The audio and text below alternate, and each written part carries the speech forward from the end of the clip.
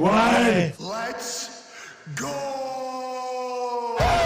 This show fucking stinks, and the fact that you listen, we are very, very thankful for it. AJ, never cease to amaze me with your toxicity, pal. You got a couple of these?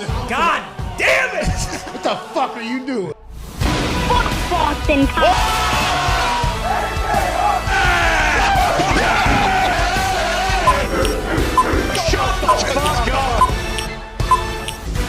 Hello, beautiful people. It is Winning Wednesday, October 12th, 2022, and this sports show starts right now. Football is here, and it is a glorious Wednesday in the middle of the season, so that means we are just one day away from NFL Week 6 beginning with a battle of the Titans. That's right.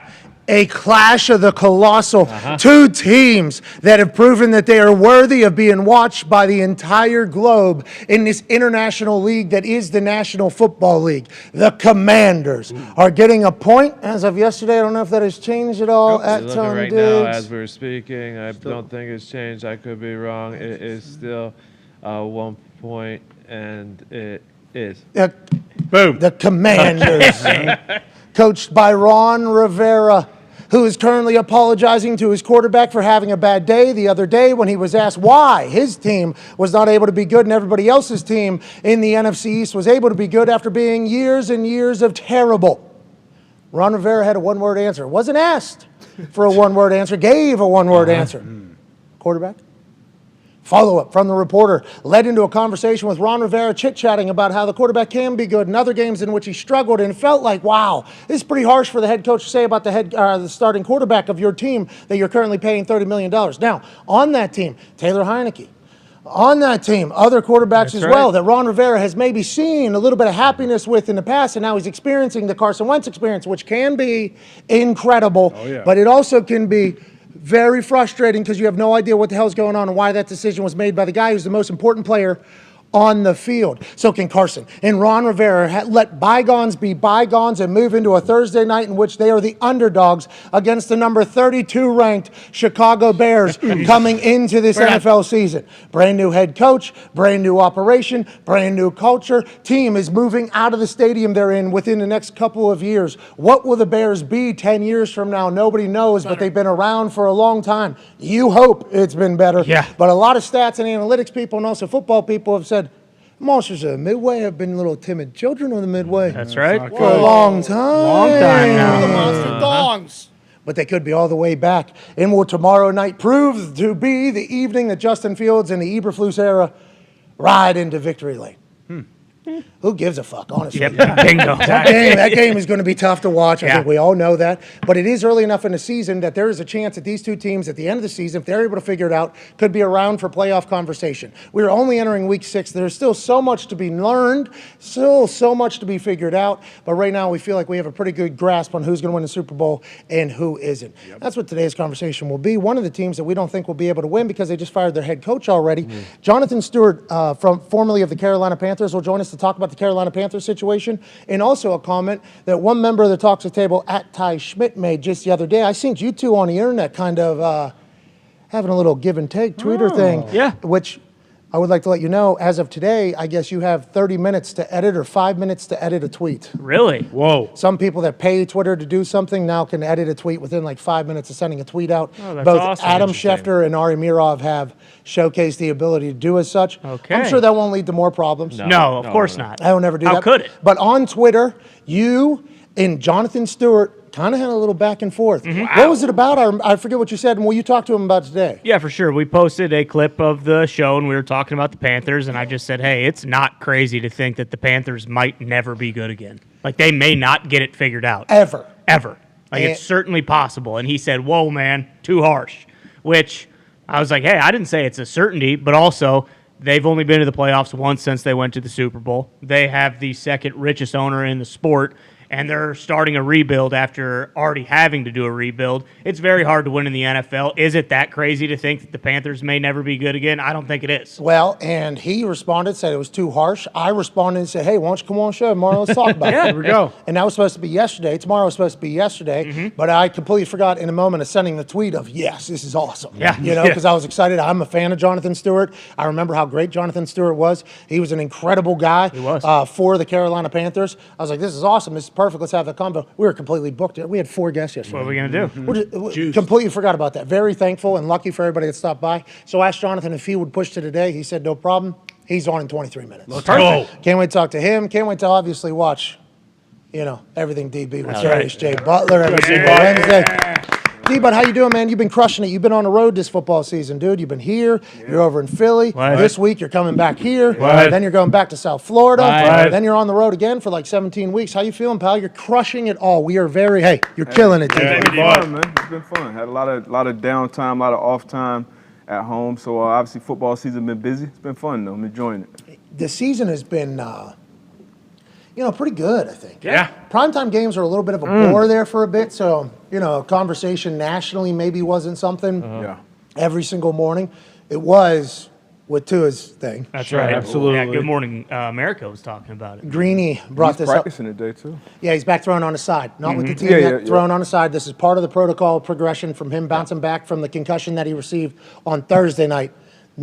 Have no word on Sunday being a concussion or not. That investigation's ongoing, even though they fired the UNC, which what does that mean? I don't know. He was very disrespectful, remember? Yeah, I understand. It wasn't because the UN, what does UNC, because isn't it the independent something? Yeah. Neurology consultant. Unassociated neurologist.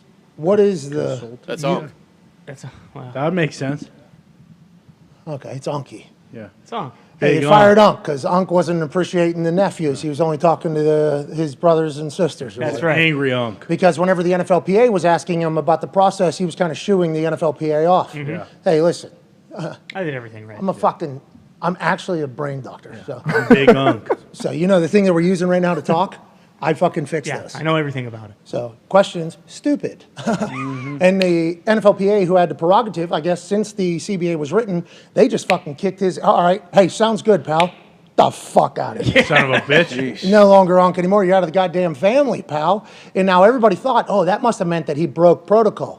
Then they were very loud saying, no, it's just because he was disrespectful. So we still have no answer on the concussion on Tua from Sunday against the Bills, I believe it was. Yep. Then the Thursday one against the Bengals is the one that really made national news. And Greeny brought this up. So Greeny brought it up this morning on Get Up, which we watch Get Up every day. Every single morning with sound. At Boston Connor, the talks table. How good's it been to see Greeny back in the Man, chair? it's been incredible because he did take those, 3-month vacations, and it was a bummer because it wasn't the same show without Greeny. No, it wasn't the same sports media world without Greeny. No. I let Greeny know that. Can't watch it without Greeny, I'll say it. And even sometimes, I love Greeny that much. Yeah, I'd love Greeny as well. I think Greeny's very good. Got to get his golf in there. We still watch it. not just golf. If he's been doing this for 30 years, by the way. Yeah. I meant nothing. No negative shit talk was being had there. That was me telling Greeny, like, hey, we're fucking out here, okay, battling. We need you, pal. Need you back. Need you back. Need you back. And a lot of people that were like, oh, Greeny's not working anymore. Greeny's not working. He's worked a long fucking time. Yeah. Him and Golick doing that early stuff, that's a long time. That's a lot of off seasons. A lot of off That's a lot off season. Now, for them, it's not an off season because baseball and everything like that. We get it. But the ratings tell us there's one predominant time, especially if you're a full-time football show like we are. So we miss Greeny a lot. He did miss a lot of days. It was insane. He did. Hey, Greeny, how about for selfish reasons alone on this stage? Exactly. For as long as we go, you got to go. Exactly. Okay? Them's the rules, Greeny. And if If you Foxy's looking for match a each second, other. I will second what he said. what did Foxy say? Unwatchable without Greeny. Because it doesn't make sports media world better, or because, what do you think? We know it's- why. At time Diggs. It's just not- He's a hater. Yeah, known hater. he is. Let's No, remember to that. Tony's not point, as- the Jerry and Joe's that they wheel out there sometimes. All right. There's no reason for that. You're Boston, Connor. Okay? Yeah, exactly. An 8-year-old told you to go fuck yourself. Exactly. I'm the exact same. If not the you Jerry's weren't and here, Joe's. we wouldn't be wheeling ourselves out here doing some bullshit. No, by the way, I'm thinking about that, guys. I'm It's the thinking ball. that's gonna- Whoa. It's Yeah, the, yeah, it's the I'm ball. thinking- I don't know about Yeah. Yeah, slow down. Yeah, No, boys. no. I'm thinking about that for the offseason. We got a big offseason coming up. I Sure. don't know. What are we thinking Listen, to these guys' point, the show is what it is when Greeny's not there, but it's Get Up with Mike Greenberg and co. It's not Get Up with Maziano and co. So they built the pier. They built that entire thing, I think, so that this whole show could happen with Greeny. And there's Yeah. been different iterations of it. Beautiful And out there, Green, it is gorgeous. Yeah, it's great. That's great one of the scene. coolest sections of New York City. It really is.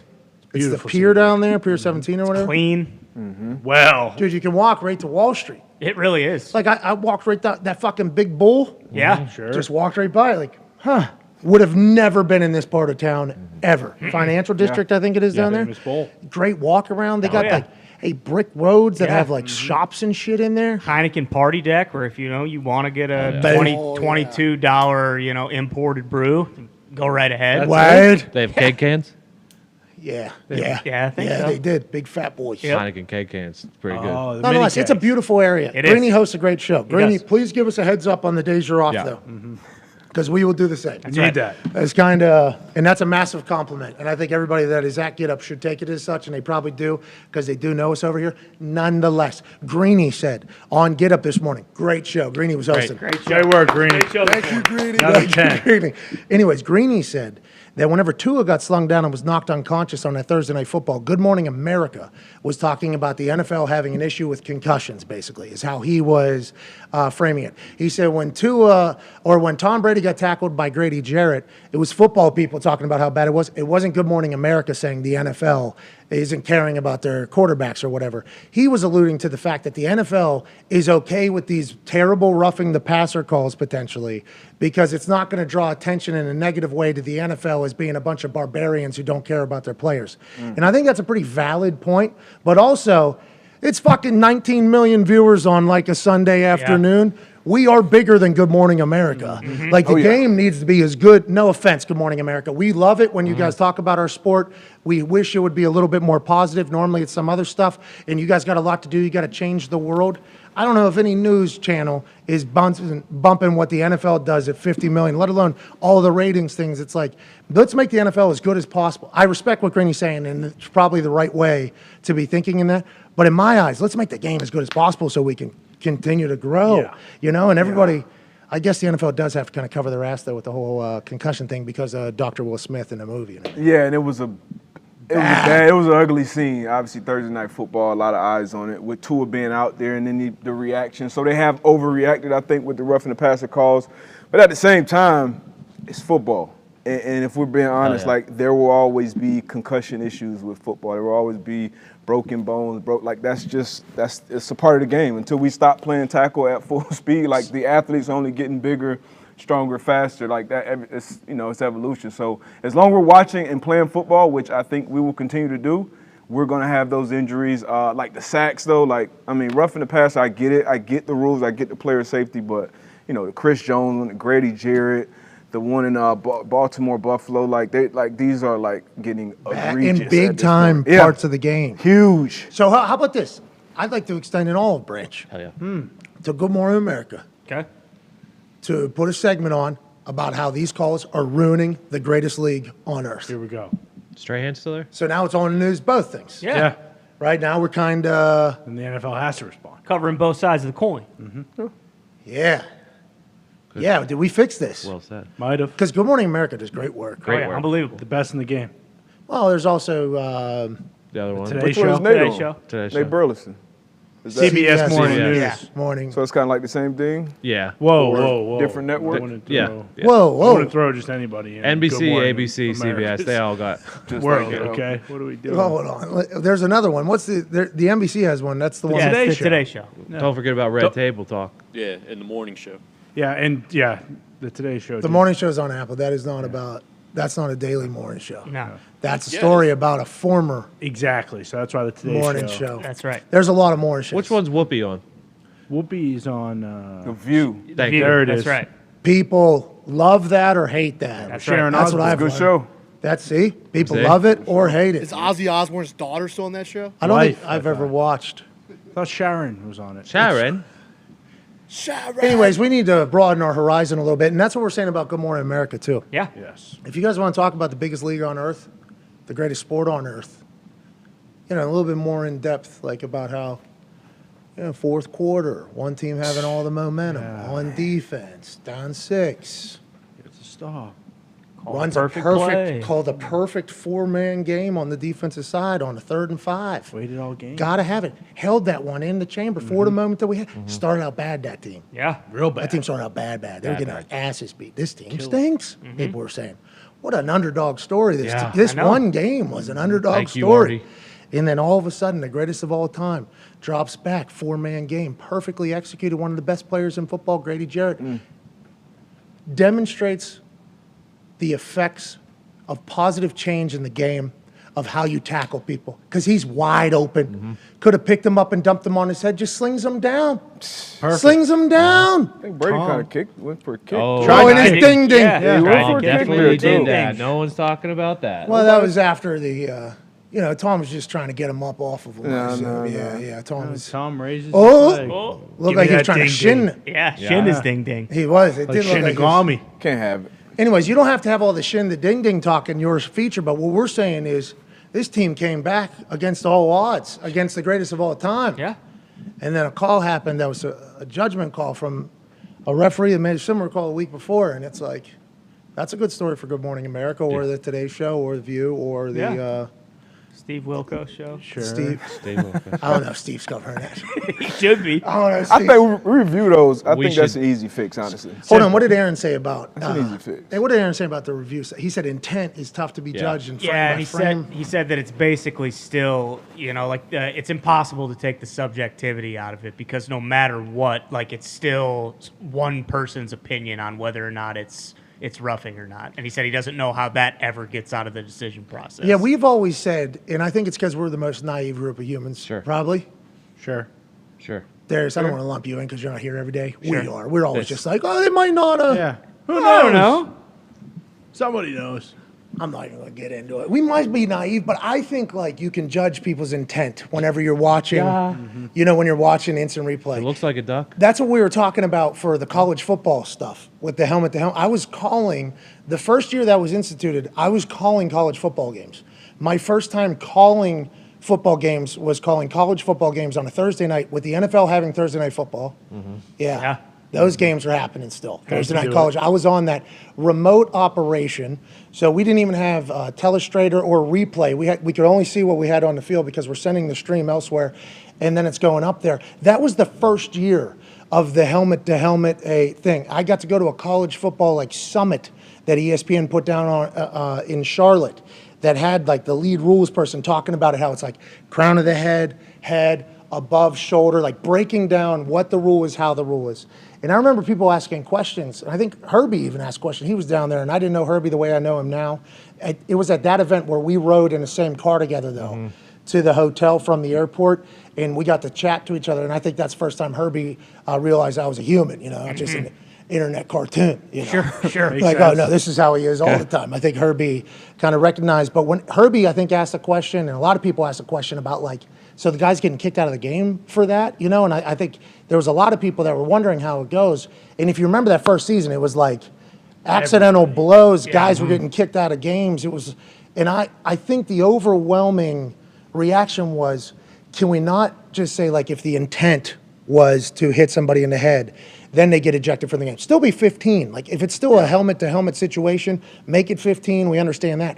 But to eject somebody and then kick them out of the game, like, that's a big deal. So I think we've always thought that you could judge intent.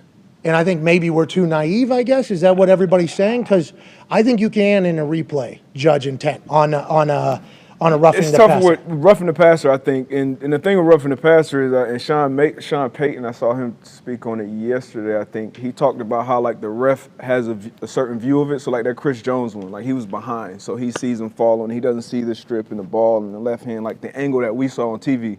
So if they get those, although let's say 3-4 different angles, now they can see it. Now the hits in college, that's different. Regardless of your intent, if you drop your crown, if you do certain things, I understand like, hey, it's kind of like no nonsense. We're gonna get you out of here for your safety, and to make it that serious so that you don't hurt yourself or the other person. So I get it. But as far as roughing the passer, I think they did it a couple years ago with pass interference, which I thought was a terrible idea from the jump. But Why? Whoa. because you slow mo anything, and with it going down the field, like it's going to look like pass interference in slow motion. But So you think impossible to judge in real time? Because I do think during the pass interference review era, there were some pass interferences that were challenged.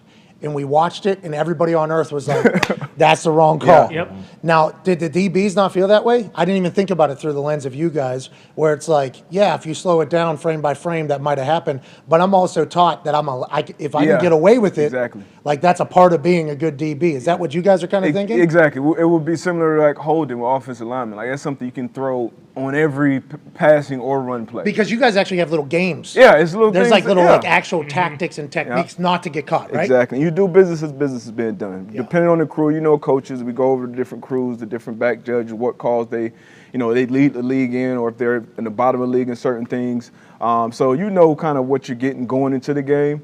And then as the game is going on, first, second quarter, you're like, oh shit, they did not call the shit. Like we playing offensive or defensively. Until the fourth quarter, then you call it. Well, no, actually, like fourth quarter, like depending if they're calling the game a certain way, usually in the fourth quarter it stays that way. So if they're really tic-tac, it's going to pick up. If they're letting the boys play, it's going to be more of that in the fourth quarter, offensively and defensively. And I think that's the same thing in the trenches as well. I would have to ask AQ about that, but I don't mind that. So I think that's from their eyes, right? And it makes a lot of sense because as you were talking about that, it was the first time, and I'm sorry about this to all corners in the NFL.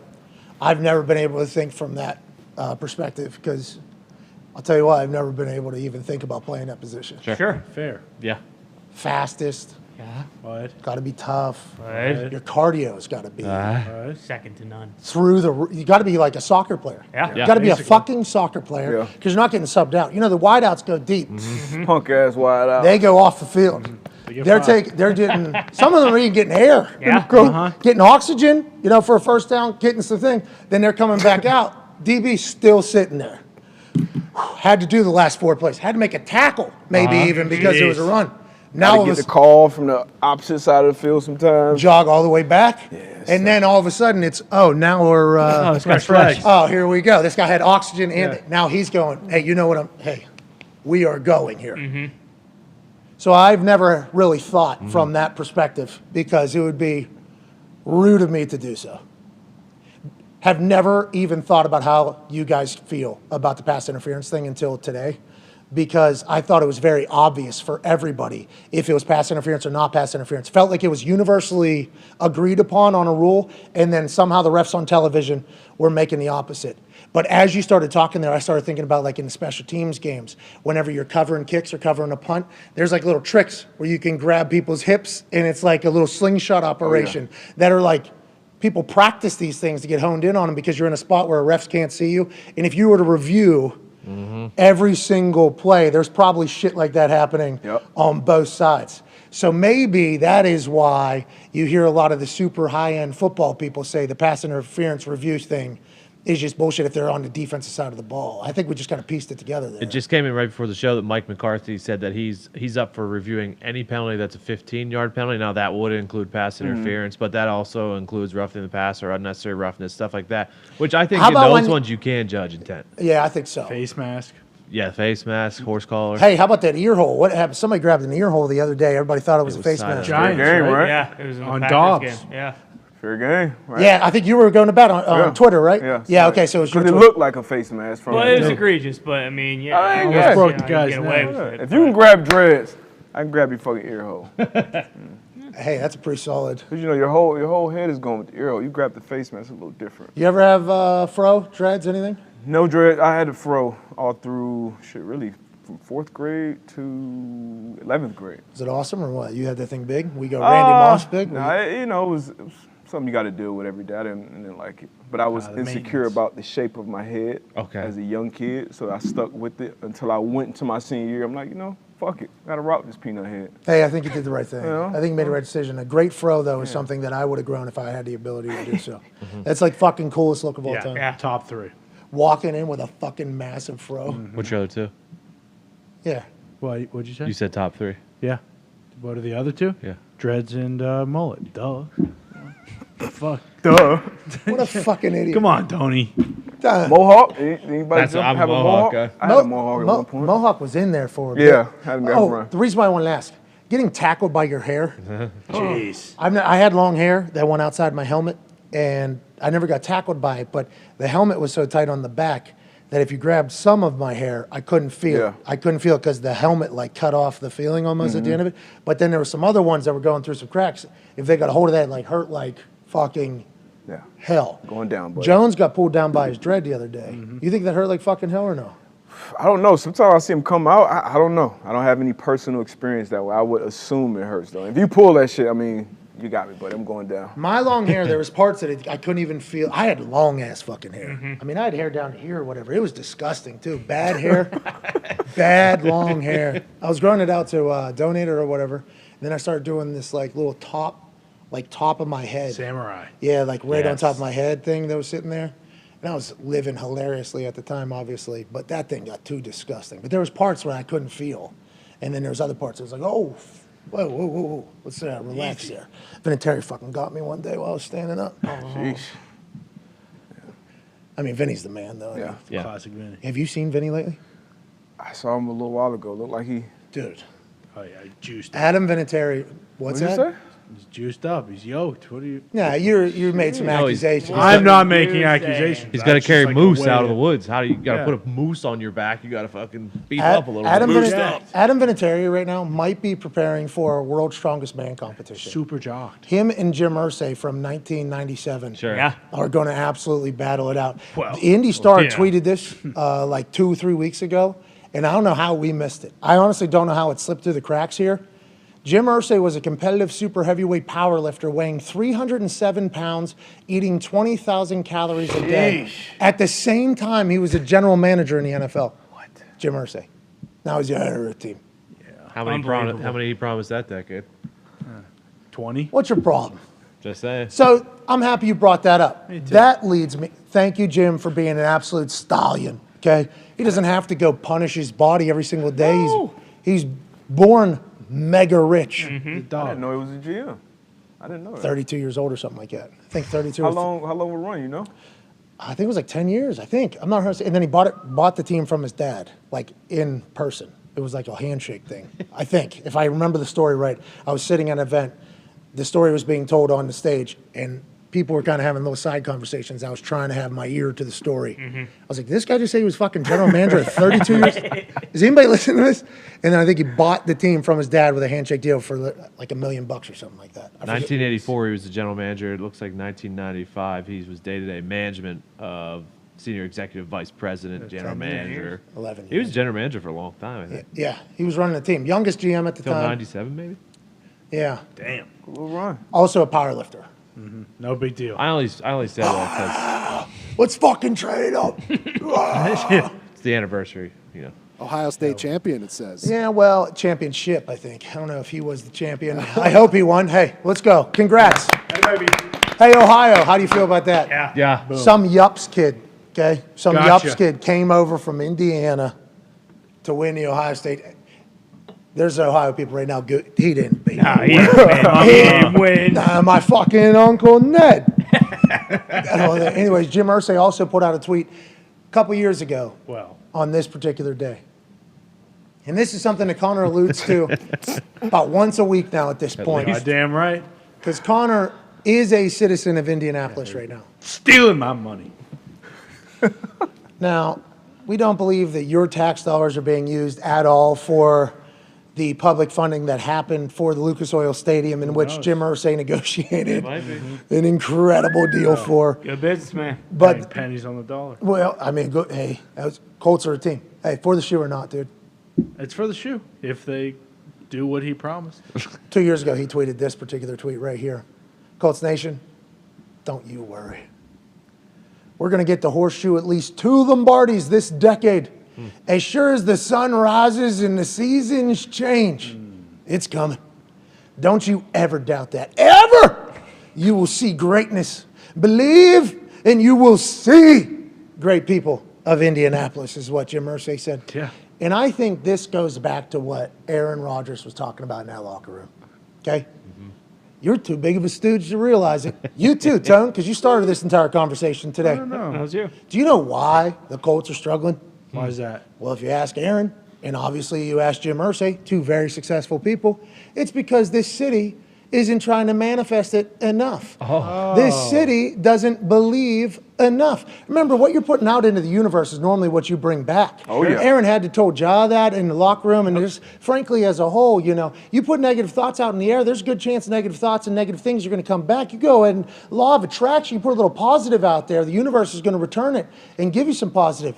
And it's because of citizens like you and citizens like you. Words or spells. I know that now. Yeah, thank you. You got to be kidding me. You don't believe enough, dude. I believe, but if the Colts aren't playing well because of the slobs in Indiana, don't believe in them, and that's why they're going to decide, you know what, let's give the oldest possible quarterback the most amount of money we can so that we can, for the next 3 years, go 8-1 and not get a good quarterback that's young, but be good enough to kind of keep everybody like Frank Reich and everybody in the building. Because it really feels like there are a lot of problems going on with the Colts. And a lot of it has to do with some of their best players not playing like their best players. Oh, Let's be real. gosh. I don't think we should blame the Slavs of Indiana either. Oh, well, you guys are manifesting all to- that. Hey, To myself included. To quote the great Ron Rivera, I think it's just one word. Quarterback. There you go. Quarterback. Ain't wrong. Yeah, fucking quarterback. That moment That was wild. Wait, No follow-up, no quarterback. One word. Carson revenge game coming at you. The guy immediately saying, like, well, Cooper Rush is, I mean, like, they weren't playing on him. He was like, well, he's been around. I mean, He's good. He's good in their system. But you picked Carson Wentz, coach. Yeah, I still believe in him. I think that's the moment when in his head he's like, Oh, shit. Forgot where he was. I gotta get. We're not in. This is not a private conversation. All right, let's reel this one. And you see, some promise there. He'll have a good game. Well, yeah, 2 bad How ones, about 3 Carson bad just, ones. yep, that's coach. Coach is straightforward. Carson Wentz, man. Guy, listen, I've been a part of it, I guess. Mm-hmm. But we would do that to anybody, I think, in that particular position. He has the talent. Mm-hmm. And you heard Ron Rivera talk about it. You heard Frank talk about it. You heard Philadelphia talk about it. I think if you talk to any fans in the Eagles fan base or the Colts fan base, they'd be like, yeah, at points, this guy is an unbelievable quarterback. You'll see him do some stuff on the field. It's like, okay. Throws last week. Okay, this is the guy, exactly. And then all of a sudden, out of nowhere, it's like he'll just – the NFL is chess. It is high-level football happening. You cannot fuck around. Like, you can't. And if you do, it might work sometimes, but more often than not, the other side that is very smart is going to take advantage of it. And it feels like he's working a perfect closed Sicilian, okay? He's working that chess move that old what's-her-face saw on the ceiling. Yeah. And then right before he has checkmate, like he might have even had check sometimes. Right before checkmate, he just goes, fuck it, I don't want it. He just knocks over the king, which I think, or the queen, which means you're dead or whatever. Like, he just does that out of nowhere. So I think there's always an opportunity for Carson to fix all that shit. But everybody that talks about football says, no, he can't do it. I'm like, I think he'll continue to give people hope, though, because of what you said. On Sunday against the Titans, there were some plays he made. It was like, fuck. Yeah. And then the last 3 games when you need it, or the last 3 plays when you need it on the 2, he threw 3 picks, only one of them counted. Yeah. I mean, it's just like, none of it makes any sense. I don't understand the Carson Wentz thing, but Ron Rivera appears to be a bit flabbergasted as well, D-Bud. Yeah, it was wild. That comment, like he just, he was in the AFC West or something. He just had a dud at the quarterback position. Talented, obviously, like you said, at some points. Makes sense. Is that Russell Wilson? Like What is a? No, I'm saying that's the he that's hates the Derek most Carr. talented quarterback division, right? We would all agree on that. Sure. AFC West, Oh, okay, yeah. I Herbert. thought you were talking about one of the I'm coaches. I'm just saying. AFC But North, I AFC thought you were talking about Hack. Wentz, he ain't the only quarterback that has that. Matt Stafford, at some point in the game, he's going to throw you. Yeah, so there's even more hope. Derek Carr, Russell Wilson, Matt Ryan. Yes. I mean, you Thank go down you. the list. It's a few starting quarterbacks that do it, but it's a lot of other issues on that Commanders team, and I mean even beyond the team. All right, so let's go past that one step forward. That, I think Matt Ryan was called what, an astronaut? Yep. Navy SEAL. Which is so goddamn disrespectful. Peyton Manning. Jesus Christ. If I'm a Navy SEAL, I will never root for the Colts, but I'm not. So, however, if you are a SEAL and you heard that shit, Yeah, know what Matt, to do. Matt Ryan, I don't think is making it through buds. no, I also don't know if you're looking at all the quarterbacks and if the Navy SEAL is the best quarterbacks, you're like, fucking Matt Ryan is a Navy SEAL quarterback. So, anyways, he was described as a massive compliment, a Navy SEAL. Well. Which might have been, stolen valor. Yeah, now that stolen now that I'm valor. looking back, astronauts probably pissed too. Yeah, oh, You know? yeah. Reg called him Peyton Manning. Exactly. Peyton Manning doesn't talk to Reggie Wayne anymore. All right. Anyways, First source. they talk about Matt Ryan being like this super leader, right, in the locker room. Everything needed. I think Russell Wilson is considered what? Is he? I don't know. Have we heard about Russ in the locker room or just off the field? What do we know? He's a chosen. I don't know. I mean, you don't get too much out of the locker room currently, which I don't think you should. But if you look at how his former teammates, talk about him and treat him publicly, That's interesting, isn't it? It's very, very, very interesting. So I guess we can go ahead and slot that in there as one of those. But that's kind of the conversation that's been lingering over Carson's head. So that's why I think when Ron Rivera said something like that, that takes a shot too in that particular. And it's just like, that was a wild scene. But anyways, Ron Rivera has apologized. They take on the Chicago Bears tomorrow in Chicago. Darius, early feelings on Commanders versus Chicago Bears. We all know that this game is expected to be terrible. A lot of bad football. Yeah. Sure. Tom Brady It said- can't be worse than last week. Agreed. Exactly. Fucking agreed. Yeah. I completely agree. What are your thoughts on the game, though, so far, D-Bot? I am interested to see how the Commanders come out and respond. Obviously, when you create that distraction as a head coach, especially taking a shot at your quarterback, you got to see that. But I mean, I'm honestly expecting another stinker, unfortunately. I believe we're supposed to have Jonathan Stewart on Oh. within the last 10 minutes. No, he's not on. We did not get him. Jay Stu. We're working through something back here. Oh, yes. Here we go. That's what I was. So I apologize for not expanding upon what you said. I think all hell is working. All hell is breaking loose back there. We'll get back into it. Oh, geez. All hell is breaking loose in one of my ears there. So like, Chaos theory. yeah, there's something going. How come? What are we? 3 weeks into this thing now? Into In here? the year 4 weeks in. Yeah. 4? Close to Four. a month, yeah. Yeah, I think 4. This is week 4. New things are still popping up. How does that happen? You think? Well, we know why. When people come in here and they pick a wire and unplug it to see what happens. Beep boop. It does feel like that's what happens. Yeah, it's Steve. like MacGruber. See if the boys can figure this out tomorrow. Yeah. Anyways, we're supposed to have Jonathan Stewart on here in the moments. Hopefully, we'll get it figured out. But back to your point about tomorrow's game. Last week's game was terrible. I mean, Chase McLaughlin won the AFC Special Teams Player of the Week because he was the only motherfucker that scored for the Colts. Yep. And was the only motherfucker that was even close to scoring for the Colts. And then the Broncos. I mean, it was just a terrible thing. So people will still watch this game, though, right? Yes. Yeah, It's the NFL. Yeah. I mean, I'll still watch it. I'll still watch it. How do you think the overall will be, though? And do you think Amazon, they're bringing back Marshawn Lynch, or not bringing back, they're bringing in Marshawn Lynch for Thursday Night Football coverage, which I assume will be electrifying. But people will watch this game tomorrow, right? There's no problem in thinking that they won't. No, people are still going to watch. It's the NFL. I mean, I feel like the worst NFL game still has higher ratings than damn near any other sport. And Chicago's a big market, but we were talking about it before. Because we're looking at this game, Commanders-Bears is going to be a shitty game. Everyone thinks it's going to be a shitty game. I'm expecting like a 45 Hell yeah. shootout. Tomorrow's an over. Points tomorrow. We are sitting on the over for What's tomorrow. that line say that? 37, I believe. Boom. I love that. I'm going to take it at 55. Alternate. Easy. I'm Easy not. over. I'm not even thinking about the under. So now that we mentioned it publicly, Yeah, that's now we have to start thinking about whether it's going to turn back around. No way. Because if we take this bet and we lose on Friday, we're going to be like, we knew. we're naive. Look at us. Yeah. We think the best is going to happen all the time. It never does. What is the deal? Or we're waking up on Friday going, how come nothing makes sense? Like tomorrow night's game, Commanders and Bears, should be a shit show. Yeah. Should be an absolute shit show. Now, I think the Chicago Bears have done some good things every once in a while, just haven't been able to win some games. The Commanders have done some good things. Yeah. Almost beat the Titans last week. Should have beat the Titans probably if you really watch the film back. So both these teams have some shit going, but they also have a chance to be great. And maybe this is a week that it turns around for them. You know, the Denver Broncos head coach Nathaniel Hackett, Darius, said that we're going through growing pains right now. Everything's fixable. We just got to keep going. Do you believe that? Do you think like teams have shown what they are already, or do you think there is chance for massive growth in the middle of a season? Still definitely chance for massive growth. A lot of ball left, a lot of adjustments left to be made. You know, with certain teams, you know, everybody's dealing with injuries or people coming back off of PUP lists and things like that. So yeah, it's definitely.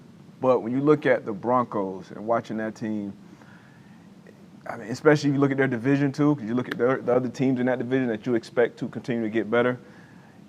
I don't have a lot of hope with that team. I like Russ shockingly looks bad this year. Yeah, they're dead. Yeah, I like in the decision making, like that interception that he threw to Gilmore. Shout out to Gilly Lock for making that play.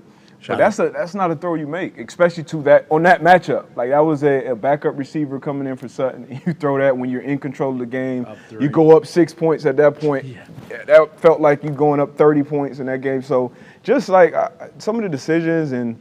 It's not looking good out there in Denver. So Richard Sherman gave a passionate speech after Thursday Night Football last week. Yeah, it was a lot. Passionate. It's a lot. He was pissed. It was passionate. It was. Had to be some real genuine emotion in there to be that passionate. I assume he cares for us or the opposite. Yeah, hates his country. There's actual care. There's actual feelings there because the passion, and maybe that's Richard Sherman on TV, by the way. True. And if that's the case, great clip. Hey, great piece to add to sports media. I can't wait to watch him. I think his brain is fantastic. I think his resume is great, and he comes from an angle that nobody else does. He's Richard Sherman. I mean, there's no other Richard Shermans out there. From Compton, went to Stanford, wide receiver, now a corner. I mean, just Super Bowl champ, has some of the biggest moments. There's nobody like Richard Sherman, so maybe that is just how Richard Sherman's going to be. But he was very passionate after that Thursday Night Football bore fest that, run the damn ball, basically. And I wonder if we saw Russ on prime time, and in those moments he's making those off-script plays and he's throwing it far. All those other games that aren't on prime time, I wonder if it's super run-heavy, dominant in the games that we don't watch. In prime time, Russ is different. Or has it always been the fact that Russ can't just do everything with his arm? Because in my eyes, when Russ signs with the Broncos and he gets Nathaniel Hackett, who's this West Coast offense guru or whatever, because his dad was in it or whatever, it's like, and he's got weapons. Oh, Russ is going to cook. He's going to cook. But now everybody that has kind of like knows him, like it sounds like they're all iterating the same thing. Like, hey, it all goes through the run game, and then Russ can make decisions after, which is every quarterback. But I think it was being marketed to us and perpetuated to us like, hey, let Russ cook, let Russ cook, let Russ cook. And it seems like his meal is a lot more a lot more of this, and then which is that's a lot of quarterbacks. Not a bad thing, yeah. Yeah, Brady does it a lot. But, I mean, so do you think the Broncos didn't know that? Like, do you think that's because it sounds like the Waltons damn sure didn't know it. I'd tell you, they didn't know it. But you always, and that's why coming into this year, I said I'd be shocked if the Raiders or the Broncos won. And everybody was like, oh, anybody can win this division. So much talent. Yeah, we new were saying quarterbacks, new coaches. But that's moving parts. Like, you got Hackett coming in. He's got a whole nother set of issues. Already hired somebody to help him with game management. And even if you think about that 4th and 1 play. Forgot about that. They called, I think the defense called a timeout. Offense came out. They called a timeout. Then they come out for the 3rd time in the same formation. So, like, before the ball even snapped, I'm like, as a defensive coordinator, as a defensive player. Kodak? Yeah, but they gave us a Kodak, too. Usually that's something we do. We wait for the formation, wait for a shift or a motion, call a late timeout. It's called Kodak. Take a picture of what they're running. Yeah, so so that you know, okay, because once you get a formation, now you have a menu. Because as a play caller, defensive coordinator, all you have is personnel, you know the time, obviously the field position. But now, if you're giving me the formation, now I have a much higher success rate to stop whatever play is coming. Like if I know where Judy is, or I know where this player or that player is, now that helps me defend that play. So when I saw that, that's on coaches. That's on, even the quarterback. Hey, let's come out with something different. Maybe you have another play in the chamber. But there's a lot of moving parts there. They could turn it around. Honestly, I'm not very bullish on them. But it's just, man, now he's dealing with an injury too, the shoulder injury. Man, it's looking rough for the Broncos right now, unfortunately. Well, I think like Lombardi has been hammering this all year. Like Russ, when he used to run a lot, and like teams would have to account for that. He'd be rushing for 50, 60 yards a game, and even on Thursday night, I think it was on the first possession, he had like a 17-yard run. They march right down the field. They don't score, but maybe it's because he wants to be remembered, allegedly as a top 5 quarterback of all time. Like he doesn't want to run anymore. He wants to stay on the field. He doesn't want to get hurt, but like that was a massive part of his game. When he was one of the best quarterbacks in the NFL, it was because at any point he could extend plays, and if no one's open, boom, he could take off and get you 14, 15 yards, and he would do that multiple times. He just doesn't do that anymore. What were you saying, Tone? So I was looking at that, like to start his career, like the first 4 years he had over 100 rushes. 2020 he had 83, and then last year it dropped to 43 rushes. So 40 less rushes, and now he has 40 less rushes. I missed some games too, though, last year for the first time. 2 games. Mouth It was only finger. 2? Yeah, it was only 2. Middle finger, mouth finger. He came back. Remember, he rehabbed for 22 hours a day. Yeah, remember he did the walkthrough on the field. Yep. Forgot him. Like 2020 went 513 yards rushing to 183 in 2021. So maybe we need to add an ingredient back in a recipe if we want to let Russ cook. That's right. Yeah, but His feet. But he's older now, though, so. yeah, he's also missing throws. I feel like that we used to see him just hit Yes. on every single time. Yes. Like that deep ball to Judy against the Colts, where it was kind of in between 2 defenders and he overshot him. Like we saw Geno Smith hit Tyler Lockett That on was that mortar ball, filthy. and it felt like we saw that from Russ damn near every week when he was with best Seattle. deep ball in the game. Yeah, like that's what it was. Russ has a shoulder, right? Didn't he stop and see a doctor? Has a shoulder. Yep. Shoulder can affect arm talent a lot. Yeah. I think that is something you can see quarterbacks' balls almost start looking like bottle rockets as opposed to, bombs out there. And I think maybe he had a shoulder issue. Was it going into last game or happening after last game because he stayed in L.A. or went to L.A. to get it checked out? Had to go back to the house, Yeah, get it checked out. but like, would that affect deep balls? Because even like Shoulder injury? What were you Yeah. What were you saying there? What's that, man? I don't know. I feel like I caught, I heard like a No, it's just a lot of things. Like I heard a voice. If he Yeah, comes, right? At the house, go back to the house. I heard It was after the game? yeah, because I think it came out nothing was wrong. So like if you're his teammate, it's like, oh, this dude's flying back to L.A. unless you have the long weekend, he can do whatever the fuck he wants. Sure. oh yeah, 3 days off. Yeah, he's good, but he did get his shoulder checked out, so something has to happen. But I think like that would affect your ball if he has something wrong. He with it. doesn't Even look him like- overshooting guys. He just doesn't look like. I mean, and last year he didn't look great either. So this is not like he's just. Yeah, but in falling off Monaco he looked good. Remember? He Oh, he did man. fucking great. With He his always shoulder looks pads cool, on. yeah. And when he was throwing a AB in his backyard and wherever his backyard is, we still can't find out where that is. That's a very nice backyard. Was that in Seattle, that backyard? I thought that Because he was still throwing there Seattle this year, I thought, this offseason. Mr. Unlimited, man, he's had a great career, No. outstanding career. He's had a great career. Super Bowl champion. greatest His winning defense. percentage is unbelievable. Quarterback rating. Yeah, So, baby. Sure. I mean, if he does fall off, shit, I mean, he had a great career. Everybody falls. Everybody can't be Tom Brady, Aaron Rodgers, and these guys that play forever. So Russ wants Congrats. to play and he got a lot of so- money. He's got a lot more guaranteed money. So, hey, Broncos don't want to hear that. I wanted to play. That was 4 years. 7-year 60 extension. million more. They're fucked.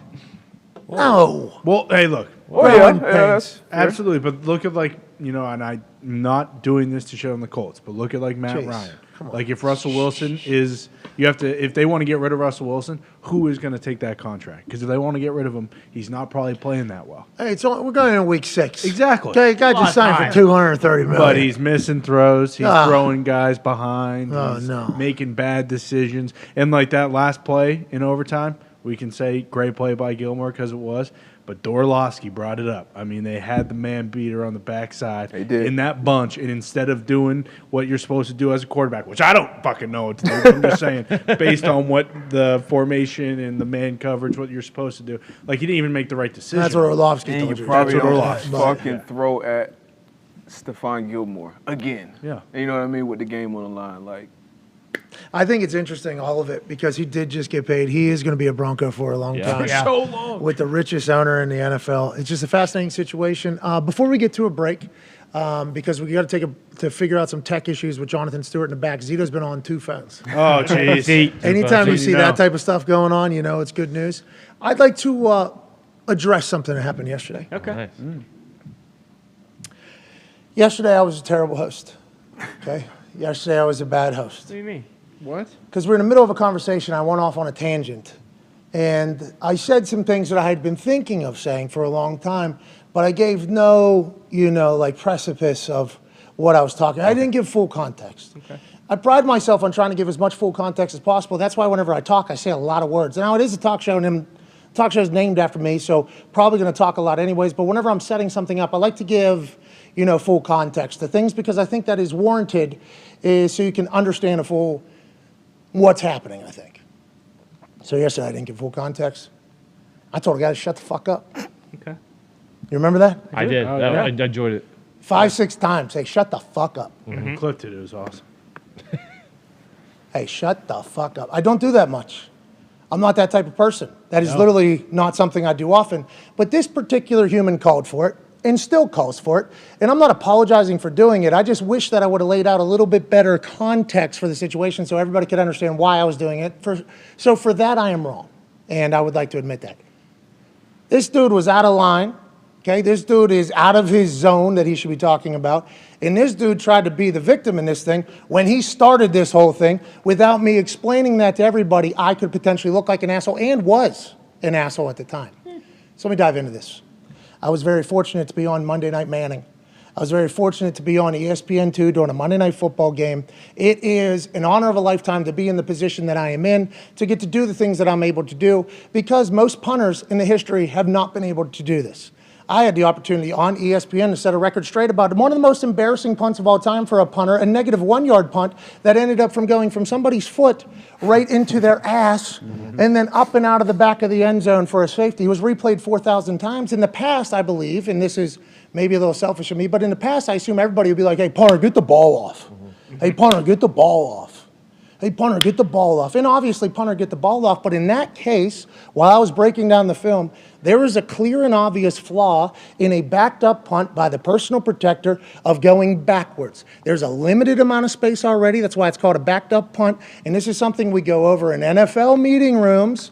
This is an NFL situation because in the NFL, there's different punting rules than there is in college. In the NFL, only 2 guys are allowed to leave the line of scrimmage before the ball was punted. In college, everybody's allowed to leave the line of scrimmage before the ball was punted. So you can just take people that maybe are going to block a punt down the field by acting like you're covering and they have to run with you. You can do a lot of things. You can move the pocket. You can do a lot of things that people see in college football, but you can't always do it in the NFL due to the rules, the intricacies, and the humans that are there. So on Monday Night Football, I was able to explain that although Thomas Morstead did appear to be in the wrong here because he punted a ball right off the taint of a man right in front of him, it is not technically 100% his fault. The PP should never back up in this situation. He is actually taught his number 1 rule. Make sure the center is going the right way, make sure we get the snap off, and then you go forward and you help cause a wall because we have to get this ball out in a shorter amount of space than we normally have.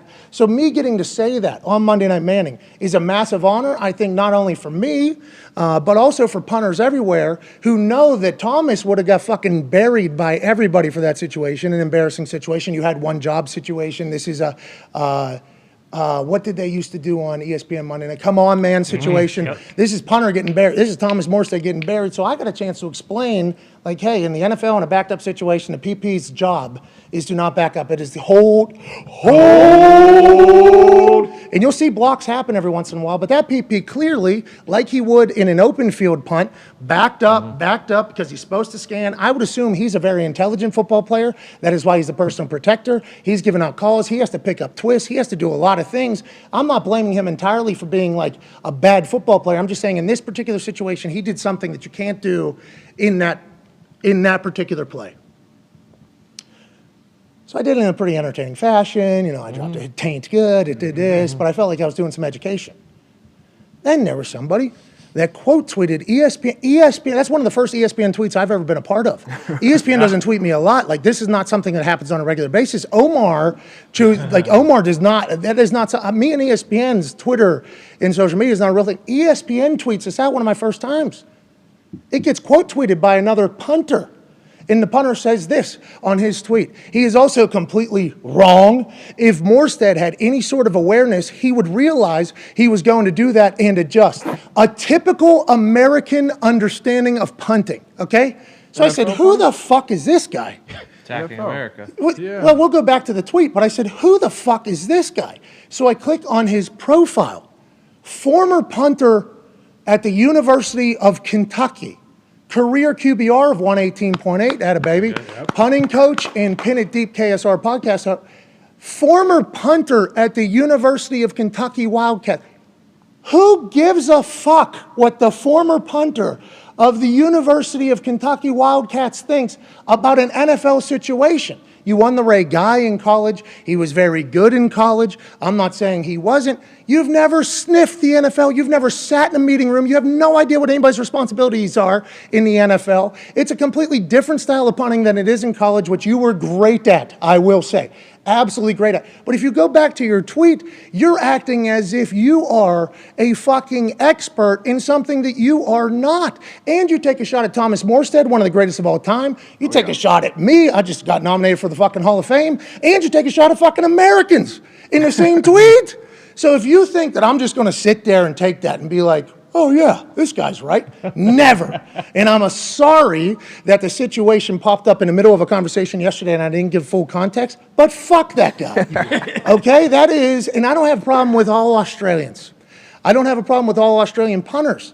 I think this guy is an absolute buffoon, but him attacking American punters is wild because he's acting as if an Australian wouldn't make that type of mistake just strictly because they were born in Australia playing a game called Aussie Rules football in which you punt a ball back and forth as a kid. Now, I didn't grow up punting balls back and forth, but I did kick a ball off the side of a house for hours and hours and hours and hours at a time. Had no other hobbies, and I love the NFL. So there might be some people that are pretty good at kicking that also have a higher football IQ than your fucking dumb ass that you are not scared, to kind of open your mouth and run it. But then just a couple weeks later, the actual Aussie punter that I should be talking about on a very regular basis, not this knockoff Max Duffy, the actual Aussie punter that I should be talking about, Michael Dixon, who I have immense respect for. You're talking about coming over to America, working his fucking dick off, translating his game into the American football game, becoming an absolute weapon.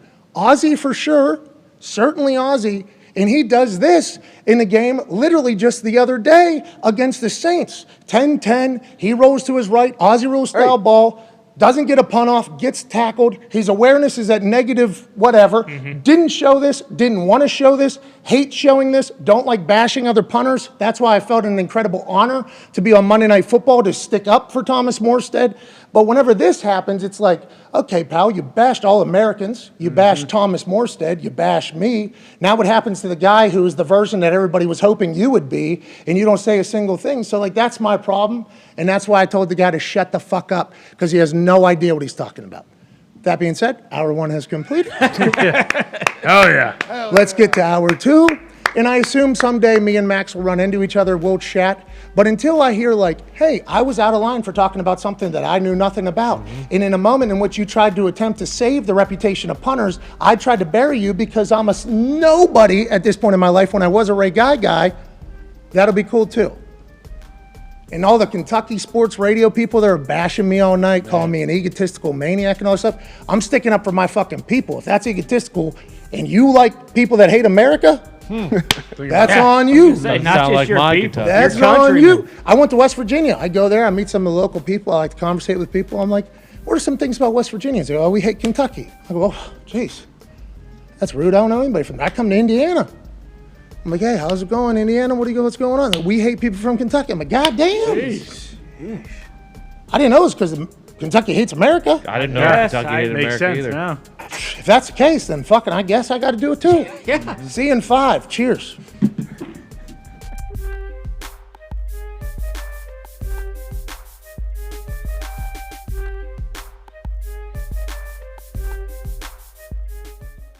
Saturday night, our megacast, ESPN2, Clemson, Florida State, 7:30.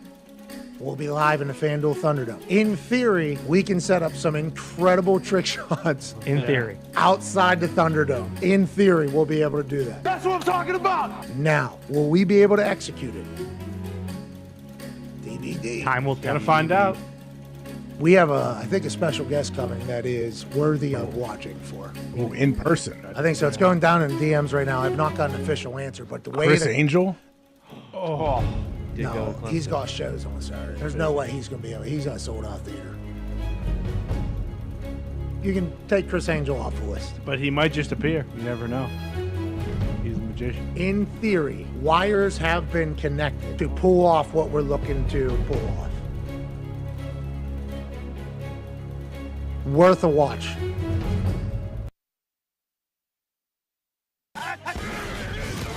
Big brain football.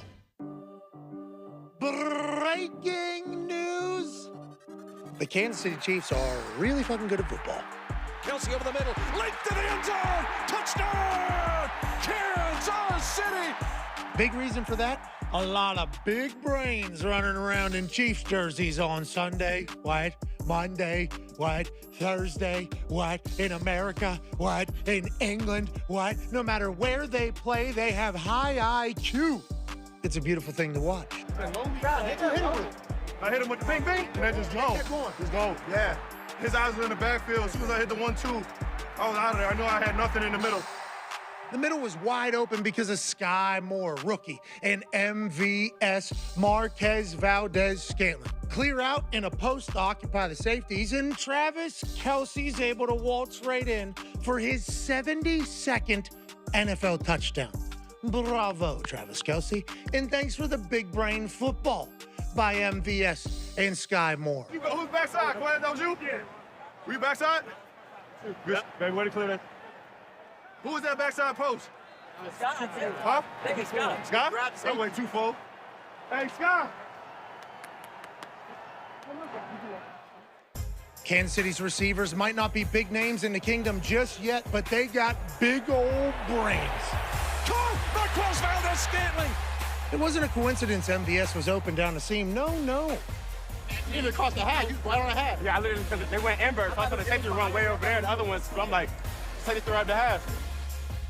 Against the inverted safeties, MVS knew that the middle of the field would be wide open.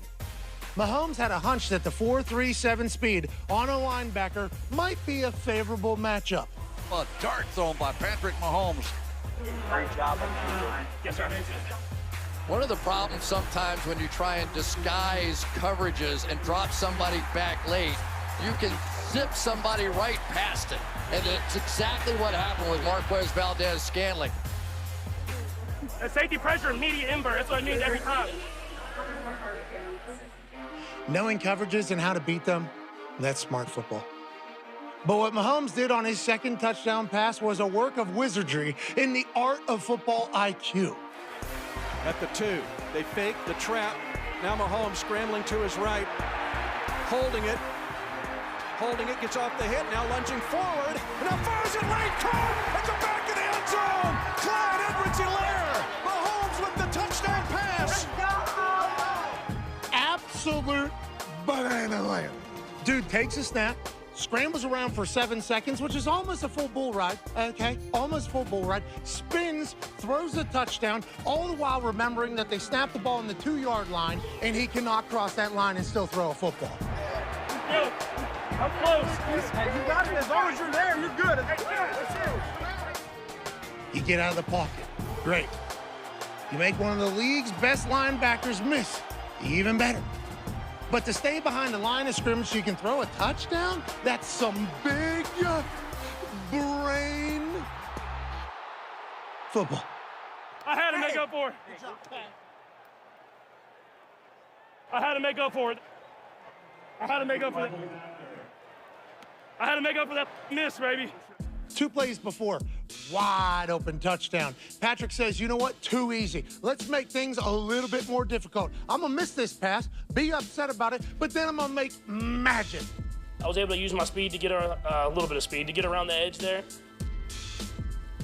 I was going to run for it, and they kind of flew around, and I realized I wasn't going to make it, and I saw Clyde, and so I just kind of flicked it up to him. It's the line of scrimmage aspect of knowing that he's not going to throw the ball, past the line of scrimmage, and Pat is good, but kind of sensing where he is. Stop, and now he's going to find the receiver. Stop it. Stop it.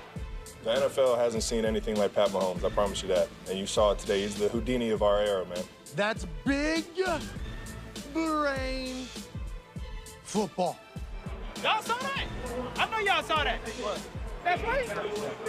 That's something you do on Mac. I love this Kansas City Chiefs team. I love how smart they are. I love how innovative they are. I love how creative they are. They had a tight end take a snap under center while Patrick Mahomes was having a little thespian acting job to distract everybody. Now a direct snap, and the Chiefs trying to shove forward, touchdown! The Chiefs are athletic. The Chiefs are fast. The Chiefs are magical. Andy Reid has a big brain and a beautiful mustache, but most importantly, they have a lot of guys that master the art of big brain football. It's just like I'm frustrated with flying cars because I'm obsessed with that. Like I want a flying car. Me too. What I got is my phone instead. It's like, well, the future is on your phone really right now. It's not like literally in front of you. You can't get into a flying car, but your phone has it all. It's like, I don't want this phone. I'm not going to have this phone 14 hours a day like you young people do. No, thank you. Like, I'm not from that generation. But, give me a flying car. And honestly, when we shut down the Mars missions, we were supposed to be going in 2024, and we shut it down. But a lot of people don't realize is, from here to the moon is 208,000 miles roughly.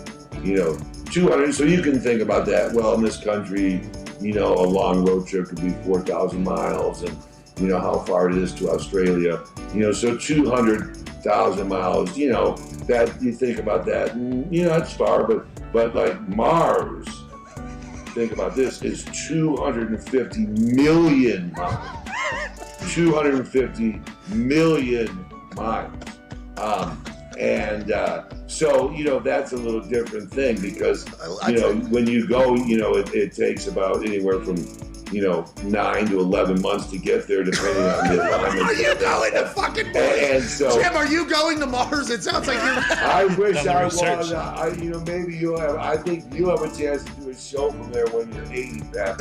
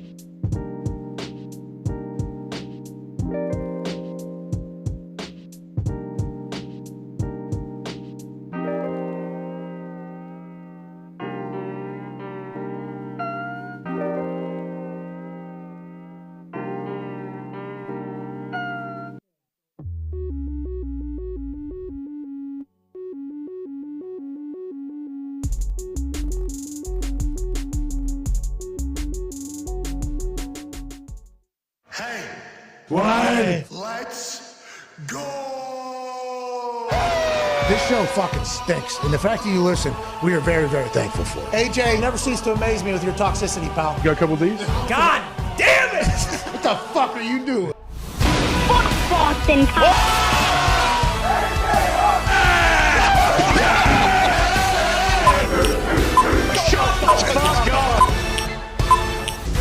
Welcome back to the program.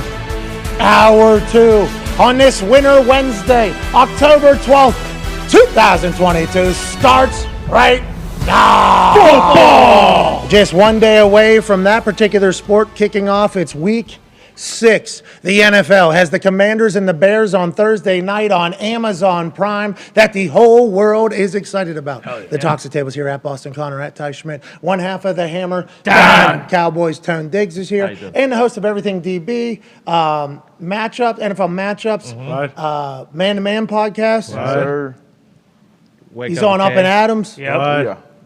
Ladies and gentlemen, Darius Butler. Let's go. Hey, great to see you, man. Great to see you guys. Hey, too, man. had to cut a promo on a guy there at the end of the last hour. Just want to let you know, still got it in there. Good promo. BB. You know, living too nice. Need to be done. I'm living too nice right now, though, you know. It felt good to get back into the weeds a little bit. Got to do it. Fuck that guy. But anyways, joining us now is a guy that we never, ever would say that to because he's an absolute stallion and a champion of a man.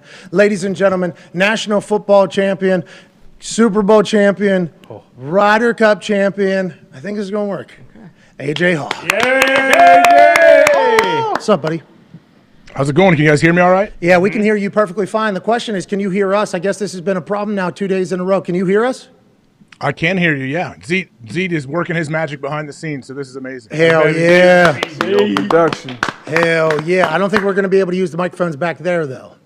So no microphones in the back are going to be allowed to be turned on because we are actually connected to AJ's audio with a speaker in the back to the program that's running now through the whole entire back with a phone in front of it, basically. Like a modern day 2 cups with a string between it. So cutting a promo, yes, exactly. That is exactly what we're doing right now. So cut a promo on a guy, go old school with audio as if we're in the basement again. Yep. It's great to be back in a good old days. Here we are. Hell yeah. 5 years ago. It is. It does feel like 4 or 5 years ago. Got to AJ. go back to go forward. AJ, it's great to see you, pal. How are you feeling, man? Are you excited about tomorrow night's matchup between the Commanders and the Bears?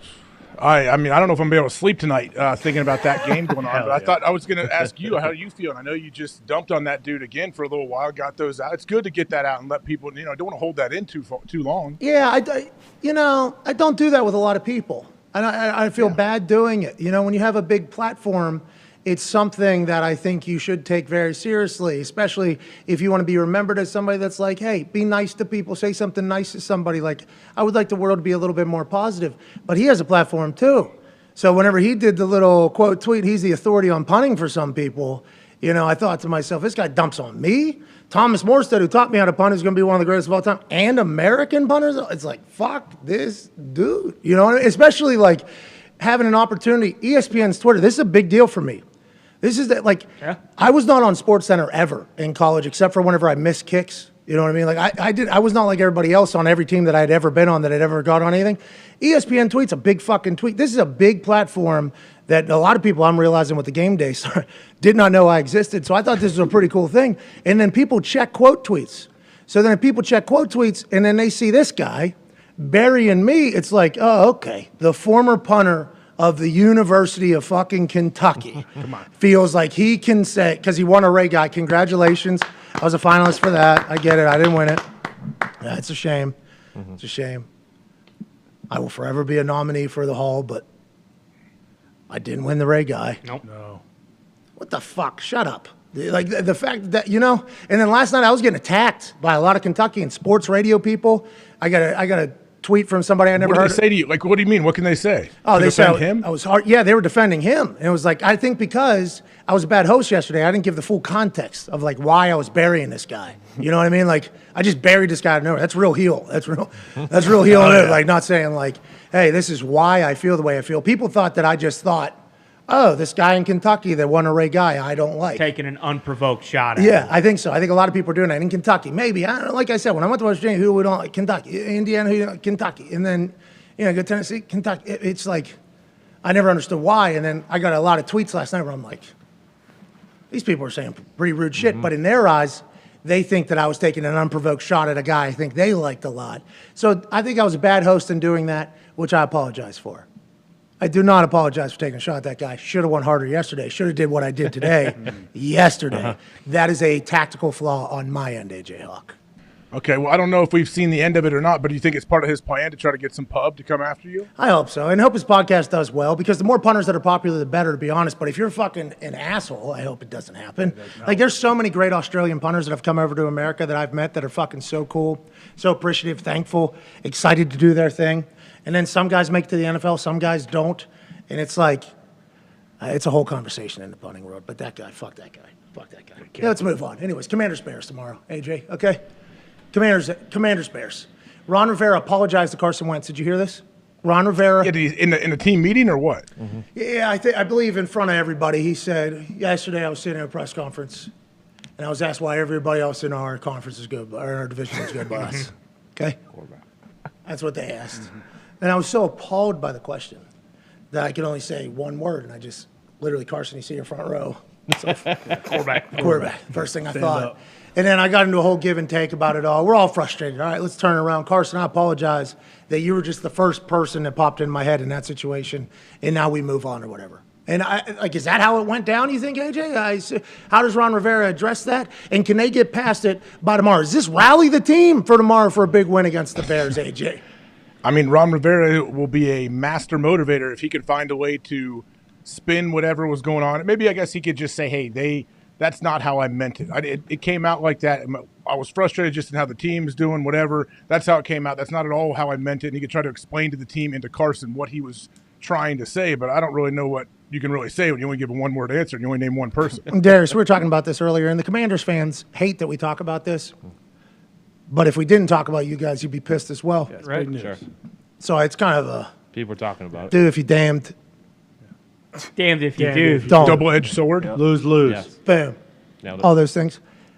As soon as we all heard it, we go, head coach can't be saying that about the quarterback. That was your first response to it. Have we ever heard anything like this? Did you think back in your time of any time a coach has come out and just said, yeah, quarterback's terrible? Like, has that? I don't think it's ever happened. Honestly, that's why I think everybody's so alarmed and surprised by this. I'm sure it's happened. I just can't think of one off the top of my head. But it was shocking, even hearing it from Ron Rivera. You know, I was coached by him for a year. So it was just surprising you give that one-word answer. When I first saw it, actually, I think it was a PFF tweet. I retweeted that. I'm like, there's no way. Like, this had to be taken out of context. We thought it was a skit. And then went right into it. Somebody sent me tagged me on the video. Oh, no, it's actually worse. Like, he threw it right, like, literally quarterback, and then the reporter had to follow up with some other questions. So you don't like that. That's the quickest way to kind of, I guess, lose the locker room, especially because you know, okay, that seat's getting warm. And then you start pointing fingers. As a leader, even when it's not your fault, you put the bullshit and say, hey, it's on me. I got to do better. Defense can do better, all these other things. And then you look at Carson, I think he's top 5 passer in the league right now. And then the rest of the division. Don't look at the stats, man. You got Cooper Rush. You got Daniel Jones. So you look at that division, it's not like that's why the other guys are winning. So Jabba, help. Yeah. Listen, Jabba's looking at you sideways too right now. Yeah. No, I fuck with Jabba. Do you? Yeah. Stats don't lie, right?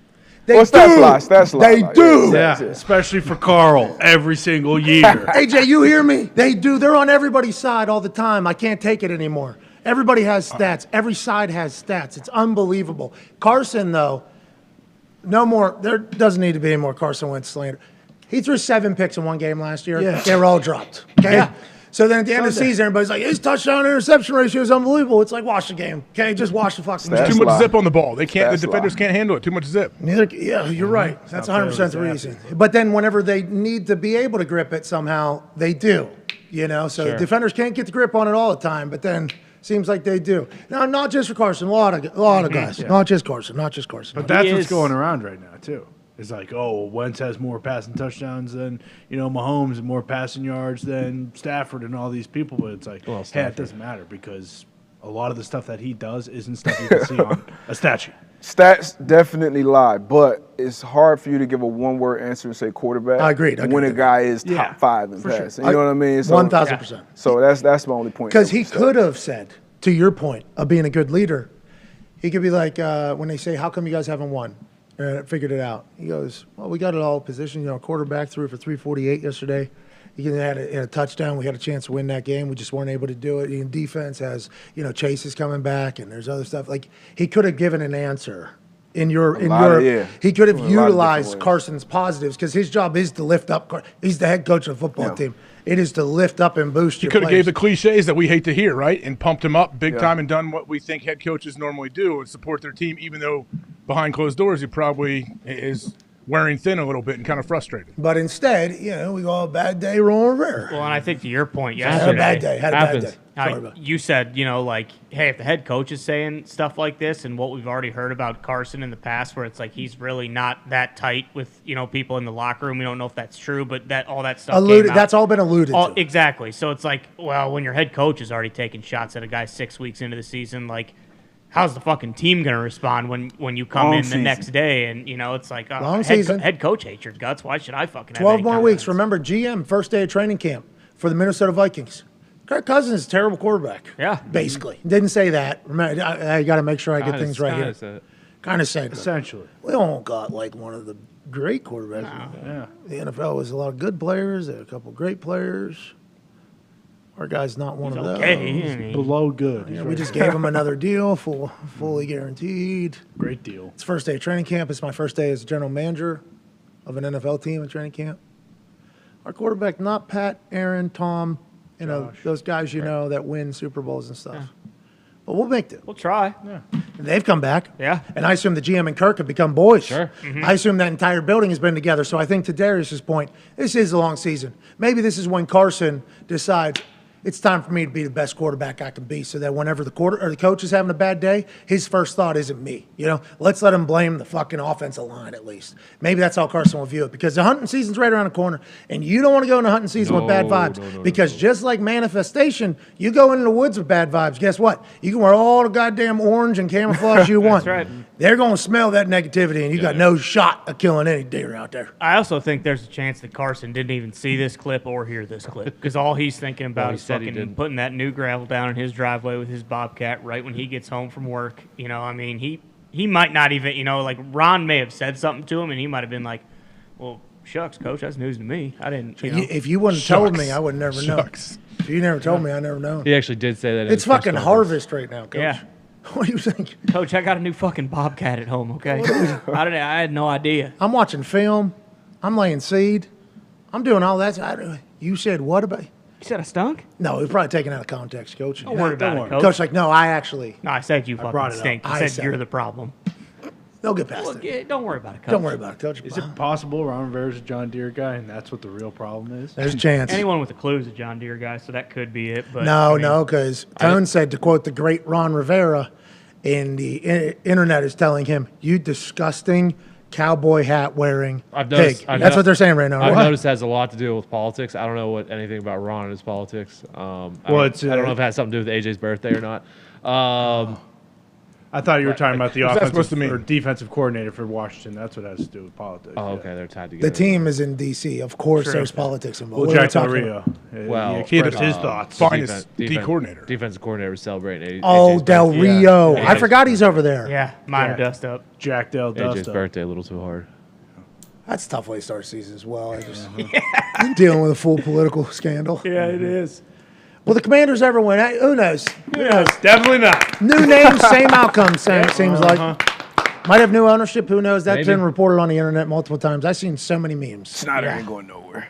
Well, the memes on the internet are telling us that the other NFL owners are potentially, because I guess, remember, we've talked about this numerous times with the first expose, second expose, third expose, fourth expose, law break, Ponzi scheme, House Oversight Committee, Poop pipes. emails, poop pipes, He's still in gates there. falling, Papa John.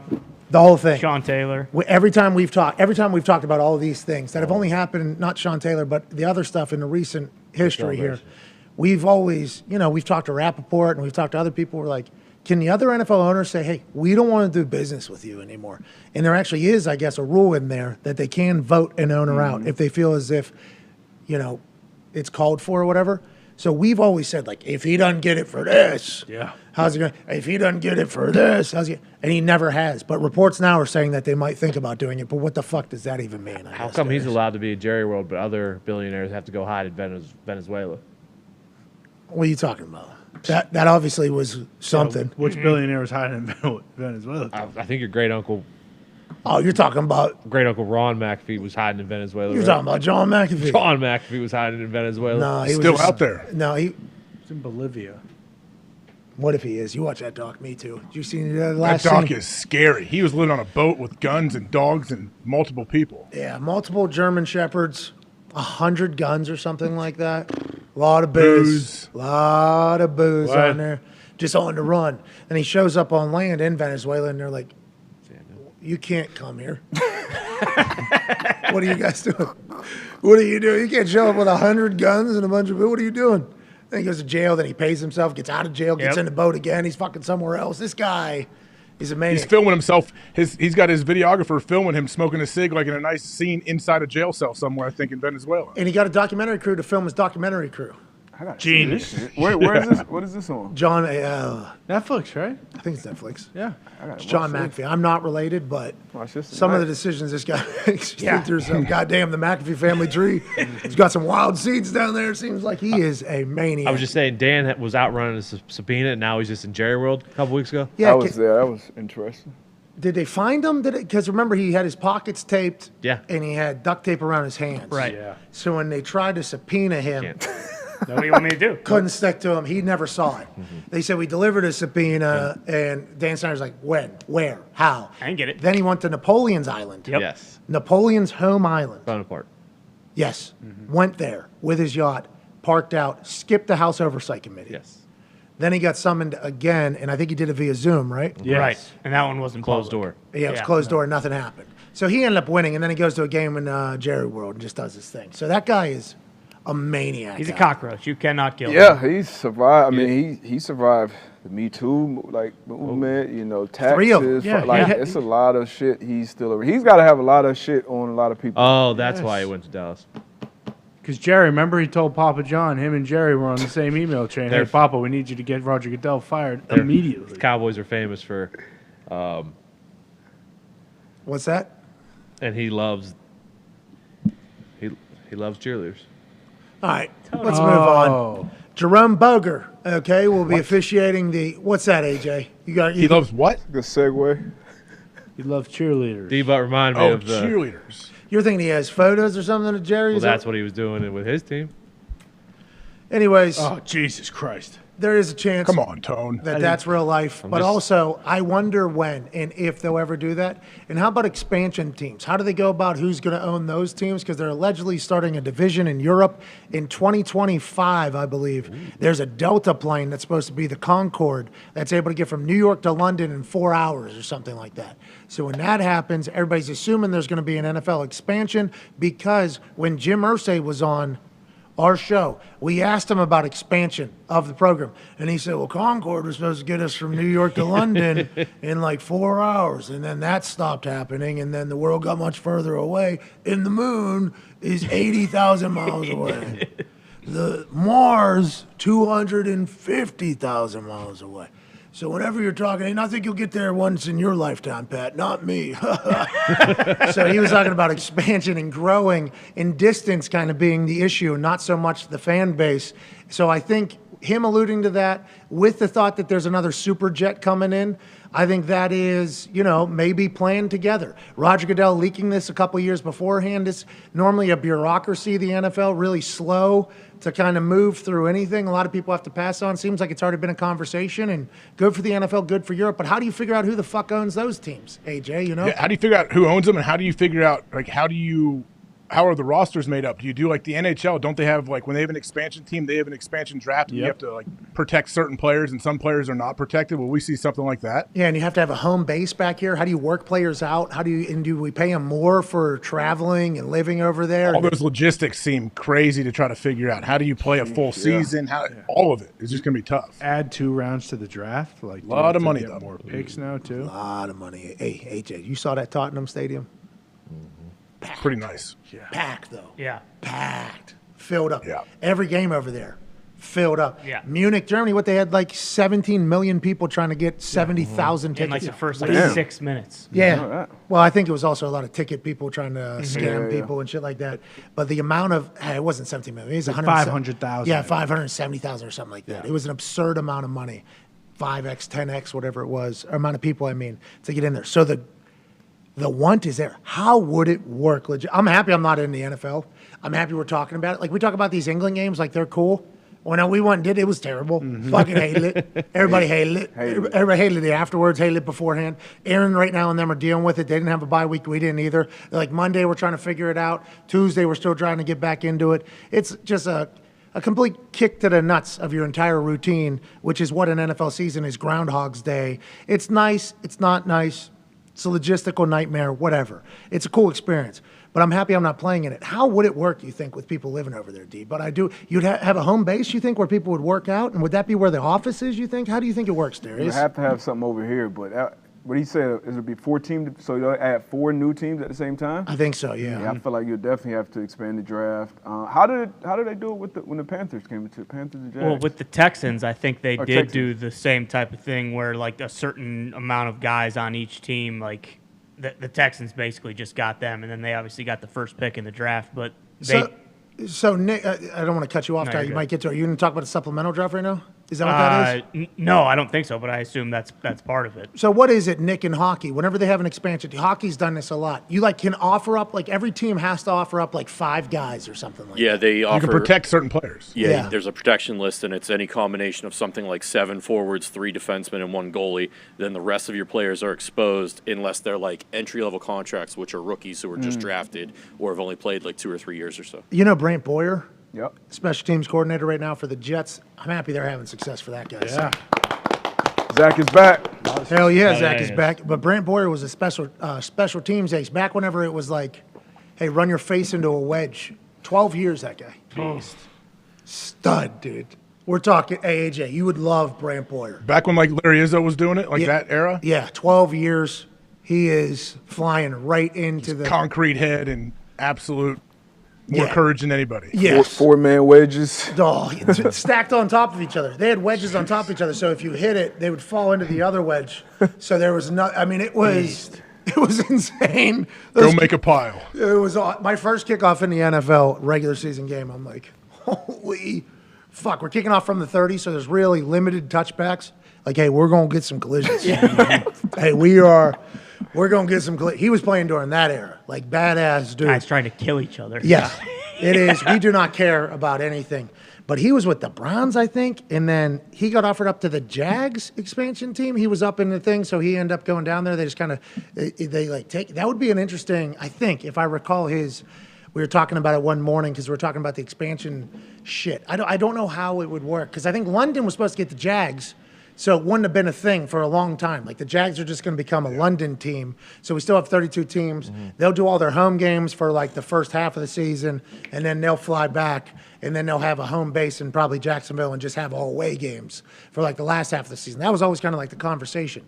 But expansion-wise, I think every team has to offer up guys. That would be hilarious, just out of nowhere. Yeah. Some guys turn it down. What if some old guys are unprotected and they're sitting there and they may want to play another year or two? And they realize they got to go overseas somewhere nah, I'm good. I bet we have a couple of people pull out for sure. So I'm living in. Somebody's getting a phone call. Yeah. Somebody is that somebody getting called to the expansion? Darius Butler, congrats, you're on. Yeah. Dusseldorf. Yeah. Not blowing. No, but that is just sitting in Indianapolis. You're on the Colt. You're number 25 on the roster, 26 on the roster. Backup linebacker or something. Man. Got a family, probably played 5-6 years. Yeah. You're a special teams guy, just kind of doing your thing. New house. Hey, you've been offered up for the expansion draft. What does that mean? Well, any of these 4 teams in Europe can pick you in. There's only enough players going into the expansion draft for everybody to get picked. Yeah, you will be selected. Yeah. You're going to Europe, dude. We don't know which one, but it's either in London or Germany or Ireland. It's going to happen. Because in college, everybody just kind of appreciates and respects the draft. And Florio used to have the big run where it's it's the only profession where you get drafted and you have no choice. Hey, congratulations, you're moving to this thing. Mm-hmm. But we're lucky to do it. You get lucky to get drafted, get an opportunity to have a job, and there's a lot of jobs that you have to travel for. So there's a lot of high-paying jobs that you have to travel for. But there is something to be said about not being able to pick. Imagine being 29, 30 years old, having a whole thing. Jeez. You have it's just all of a sudden I'm in London now. All right, sweet. You get to be there though. Remember, you get to be a London admiral or whatever the hell you're going to be. You don't have to. It's I wasn't thinking I was going to be a fuck. But you're right though. They got to be laying the groundwork now for if they do plan on doing this, talking to potential owners, right? All the people out there that would put a group together and want to own one of these teams. And it would be European owners, I would assume, it would right? Have to be, right? It would have to. You'd want them to have the a little bit of soccer. Take pride in their hometown team or whatever. Yeah, unless it's going to be Wrexham. you know? Sure. Ryan Reynolds. Half the EPL is now owned by Americans. So Well, and Shout out. Sorry about it. Yeah, that's right. Well, And they're trying to push those fuckers Who out. else? That'd be tough, man. Or if you're one of those players who like, get cut and back on the team get cut. Like imagine going from Practice squad. Europe back to Atlanta, back to Europe. Like, come on, man. Yeah, because there's guys that get signed on a Friday. Yeah. And then they are cut on a Monday. Yeah. And then they're brought back that next Thursday or Friday or Saturday. Even Saturday guys getting signed. Hey, you're flying to Gotta go. expand the How do game. you do camp? You do camp over there? You do preseason games? How's that work too? You would have to do it in America, right? You would have to have a base at home, I think, here in America. I think you would have to. Because the amount of And then at the people end of camp, moving. congrats guys. Let's go. Take the old flight. Don't worry. We haven't got, those 4-hour flights aren't here yet. We got a 11-hour. Have fun. I think they're waiting for those flights. Now Hopefully that works out. Hey, will practice squad guys that are getting signed to practice squad get the 4-hour flights, or will they get the? Oh no! Yeah, teams They're gotta not fly getting them out. 4-hour flights. You know what I mean? Hey, you Hey, go. you're flying coach. Yeah, good luck. You're actually standing up. You have to stand up the whole time. You gotta be fucking maybe a guinea cargo pigs ship. for the Concorde flights. What's that, Bell? So you got to be the guinea pig for the new Yeah, someone's flights. got it. Let's assume those are happening already. Let's Yeah. hope. To AJ's point, do you think by the time that happens, preseason might be done? And like by the time they add 4 teams, there'll be 2 games, there'll be no games, and there'll be 18 games in a season. I think there always will have to be at least 2 preseason games. I think because it's like a chance to see guys. I don't think starters should be in those games at all. I think that's gonna whittle away quickly. That seems to be something that is. Already has. We're playing guys. Pfft, we're not playing fucking anybody except for Josh Jacobs. Right. Some of the better teams that started out better this year played their guys. Not Chiefs- week 1 though, right? Not week Chiefs, 4. Bills, they played their guys as starters, and like Rams didn't play their starters. So I don't know. It depends on the coach, I think. You like preseason or no? No, I hate it. I think I like getting a few reps. Just going through a routine, getting a couple series, getting the calls. So I don't mind it, but you get out of there once you get kind of the mechanics. What if they just completely change the entire system? And in my head, I just thought of this, so I'm sure there's going to be a lot of holes to pick through it. But why don't they have one preseason game for like your guys, your team? Like, hey, get the reps. Let's do the warm up. Yeah. Let's do the whole thing. Let's figure it out. Let's play it like it's a preseason game. And then there's like a pool games that takes place where like, hey, these are our bubble guys. These guys are going to play. Their bubble guys are going to play. Like it's just like a showcase game almost for, the bottom end of the rosters. So guys like can't play guys that are already locked in. Now, GMs and coaches will ruin that, but I think you could use it as an extra like opportunity to look at guys from other teams, and you can have your team guys. Like, I think if it's like locked in for that, nobody will do it, and I think players would agree to it. You know what I mean? Yeah, I guess I wonder. Yeah, how many players would that be? And what if you pulled what if every team? I don't know, you can't say that. What if you had like 10 guys you put out in the bottom of your roster at the end of the preseason, and you put all of them together, and then they make up 2 teams and they play against each other? That would be sick. Here we go. Mark this. 2 weeks Clip it, before the Z. season. It's like the Senior Bowl almost, but it's at the end of training camp. Yeah. Because there's those 2 weeks off. So all the guys that are bubble guys for teams. How pissed would you be if you went from like starter to bubble guy, and all of a sudden you're in that game? Oh my God! Better ball out. Who are you going to ball out with? Yeah. Guy you never Or played they're really football with pissed, before? like your coach is just pissed at you, and he puts man. you in the bubble game. Hey, that's going to be a threat in OTAs. Hey, man, you stop. You guys don't run to the ball. You're playing the bubble game. So you get 2 preseason games for every team, and then you got the Bubble Bowl, which is the last week, which is people that aren't on teams anymore. And that's for that week in between the cuts. Hey, and guys would be juiced for that game. it's like an extra opportunity Yeah. for the guys that just got cut or whatever, But then guys like Russ Wilson, who won all the reps, might volunteer to go play quarterback for one of the squads in that game because they're always working. Well, he always didn't grinding. Russ is not playing in a Bubble Bowl. He didn't play at all If in he this needs the preseason. reps. Rustin probably should have in a new system. Right? I looked into the Texans expansion draft. Okay, here we go. This is Each good team news. had to put up 5 players for an expansion draft that was a month before the regular draft. You couldn't have a punter or kicker as one of your 5 players, and the 5 players couldn't be someone who's going to be an unrestricted free agent the next year. A lot of teams use it as a salary cap dump. Anyone who they thought was old and maybe they wanted to get rid of their salary, a lot of people put those 5 players up. Texans had to draft 30 players from the 150 player pool, or Colts are looking for an expansion $27.2 million in salary, which was about older 40% players. of the salary at the time. So those were the rules pretty much for the expansion draft. So I couldn't put Matt Ryan up. I was literally, as you were laying out the rules, I didn't listen to all the rules because Squirrel, I thought about Matt Ryan getting put into Is the he going to be expansion. unrestricted free agent next year? You can't put four. You can't make 4 teams out of that though. No, he's gonna be a cut next year. Well, this was just one team. I think they'd have to adjust. Yeah, probably 10 guys. I guess they would want to dump, but it would be. You're right. It would be a salary cap dump. That's what it would be. Every GM would be like, "Thank God." Okay. Perfect. Congrats, congrats to the Dusseldorf Dragons. Guys that normally get cut. Matt right Ryan. Matt Ryan is starting to go. No offense, Matt. You're gonna turn around. Hey, you're gonna turn around. Long Let's go, season. Matty. Long season. Not a ball left. Then Hey, we got an expansion draft coming though. So think about that. You want That's to get why sent to they Europe? also give them the number 1 pick then, right? Correct, So then that too, yes. hopefully there's a young, good quarterback that they can draft as opposed to having to. Unfortunately, it was What is the first pick David though? Carr. If there's 4 Well, teams, that's why I the first don't pick. know if Yeah. they'd be able to do it all at the same time because whoever gets like the 4th pick, it's like that team's gonna stink. Yeah, but how awesome would it be if 15 quarterbacks ended up in the expansion? Like That would be sweet. No, we don't want to pay these fucking guys. Sure, it might. Here we Well, go. how Yeah, many- here's a wide receiver that you guys can afford 3 of the players from the expansion game.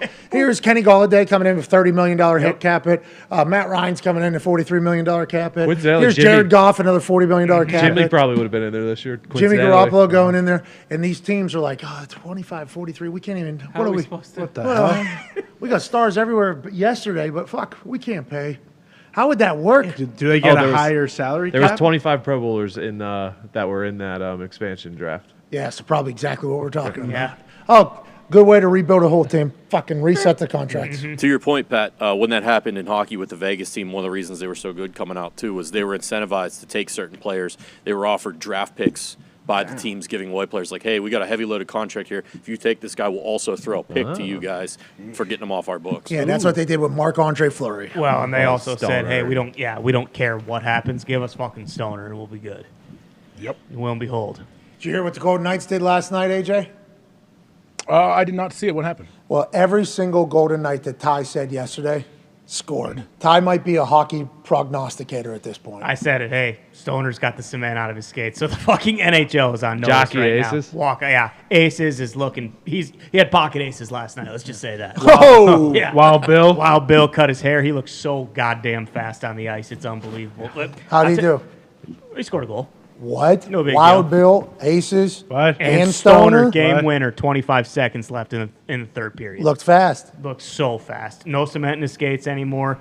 Let's just say you could. I mean, there's really no. I know we're 1 game in. There's no point in playing the rest of the season. The Golden Knights will be hoisting Lord Stanley's Cup at the end Nah, of the because the season. Pittsburgh Penguins are going to be doing it. We haven't even started yet. We play tomorrow against the bum ass team. You know who I'm talking about? Yeah, Flyers. And whenever we get on, No, the Yotes.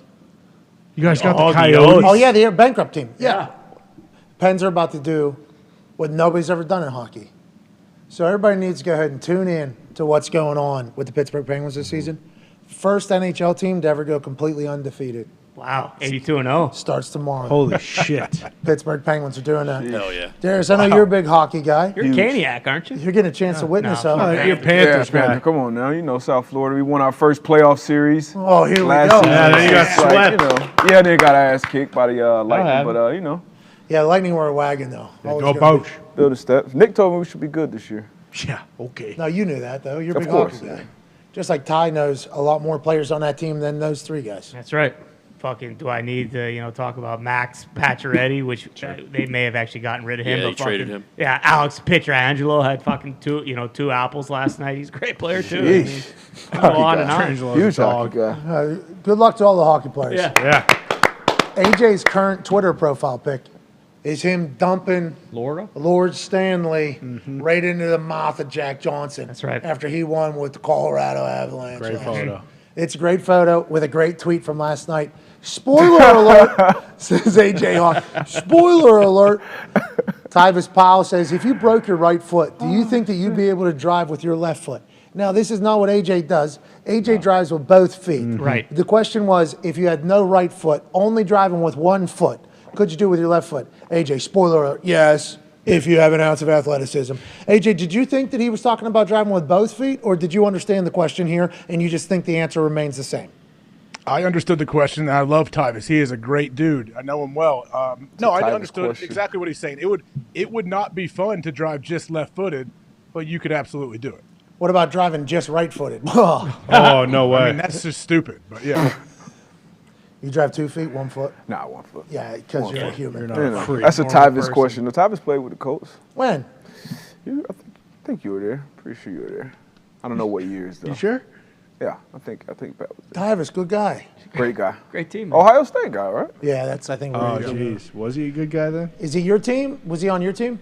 No, he's much younger than me. young, yeah. But no, I met him through everything, you know. I don't remember Tyvis. Tyvis seems like a great guy. Yeah, Great seems question. like it. Yeah. Great question. Anybody that's pontificating those things on Twitter, I'm a fucking fan of. He was probably running down there and punting for you. No. You don't even remember. He No, I probably would. took- Tyvis, I appreciate you. Short. Yeah. Great teammate. Tyvis, I appreciate you. Isn't Mitt doing that right now? What? What? Driving with his left foot. Yeah, he is. Mitt has an ounce of athleticism, though, don't you? Hey, Mitt, you driving left-footed right now? He's dialed in. He's coded in. Yeah, he said, yeah. Yeah, he's driving a Mustang left-footed. There's some sort of weird fur stuck in his grill. I don't know. He hit something. Yeah, he said he damn near demolished a deer the other night. This was like, I don't know. I think What? he hit a furry or something. It's hard to it's get. like red. It's hard to get to the brake with your left Yeah. foot. There. Yeah, he was also going 150, so he just obliterated this. Can't have that. Hey, stop speeding. Come on, All right? Mitt. Don't do that. Didn't the semi almost take his door off and Yeah. almost take him with it? That was not his fault. That was a while ago. He also Mitt was parked in a very okay parking spot with a very okay parking job, and a truck was pulling down a road that he probably shouldn't have been turning down. It's a tight road. And Mitt was there with the door, and old buddy just took his door off. Hey, the truck's coming through. Yeah. Basically, sorry about it. Boom. And then the truck driver had the audacity to get out and motherfuck Mitt like it was his fault. Well, right way. What the fuck, man? Bro, I paid the thing, bro. Mitt, we're happy. Well, you're not, but we're happy you survived that. Happy you're back, Yep, Mitt. way to go, Mitt. Happy you're back, Mitt. Jerome Boger will referee the Jaguars-Colts game. Oh. Okay. First, my reaction was, come on. I actually did the liar, liar, Jim Carrey, oh, come on, which is a great gif on the internet. Spoiler alert, if you're going to start dialing in on Twitter, like I think you should because you were built for it. I was a little bit alarmed by that. But then you dive into the analytics of Jerome Boger's game. Sounds like it's a great day to be a Colts fan. Adam Lefkoe, Bleacher Report, please don't take us down. We apologize, Bleacher Report. Please. Please. Adam Lefkoe, Why- Bleacher Why Report. would they take it down? You never know. We don't know. never know. We don't know. Okay. Vaughn's all on Yeah. program. Yeah. Okay. Vaughncast is awesome, creating great clips. Think everybody should watch it. Brought to you by Bleacher Report. Lefkoe, also a part of Bleacher Report. Yep. We do not want to step on any toes at Bleacher Report. Definitely not. With that being said, Lefkoe also works for Turner. Oh, I think that is Bleacher Report's the same. Yeah. Same thing. So Turner, I watched TBS last night. Costas was calling a game. Didn't expect that. That's That was a right. nice little treat. Turner, respect you. Have a lot of respect. Pink eye guy. He did. He did at one He point did. have pink In eye. Sochi. That's what he's remembered for. That was an Olympic pink eye. That's right. Olympic eye. And he powered through. Remember, that's what Costas says. Is he normally calling baseball? Yeah. He does call Yeah. a lot of baseball games, yeah. Really? Yep. Because I only watch the bigger games. Sure. Baseball guy. Costas? Yeah. Oh, yeah. I didn't know I this thought he either. just started back doing it again, right? Well, he came up doing that though. When you But he weren't hadn't done it in alive? some time, I Like feel when? He definitely, like, How old was he? you texted me last night. I don't think he's done a playoff baseball game. At least I can't remember in, like, the last 10 years or so, probably. I turned Is he on on Apple? Who is he doing Apple? I don't no, think he'd be that's on Katie Turner. Nolan. Yeah, their booth is locked in. So I go like this. I turn the game on. God, this game's fucking slow, right? Nothing happens for like the first 30 seconds. Nobody's even saying anything, and it's pretty quiet. So then the voice pops on. I'm like, that's Costas. I know that guy. So that's when I texted you, and then he did a shot in the booth. It's fucking Costas. I had right. no idea that he. 20 years since he's done a full postseason MLB Wow. series. There we go. I love the reaction I got from Ty and Diggs when I asked if Costas was calling the fuck. Yeah, he always calls it. 20 fucking Well, years. I know that's Greeny's hero, and then Greeny loves MLB, wants to be the commissioner, and he loves Costas because he listened to Costas calling MLB growing up. He does games on, like, MLB Network during the season, but, yeah, he hasn't done that. I haven't heard him do the playoffs in, 20 years. So a lot of the world being introduced to Costas playing baseball or calling baseball for the first time last night? Yeah, for sure. Okay, I felt like a fucking idiot. I was like, I didn't know Costas calling baseball. Thought it was pretty good. He Different style. Different style than I think I've heard in the past. Good game. Yeah. Go for the Yanks. Wish we could have got 7 runs in.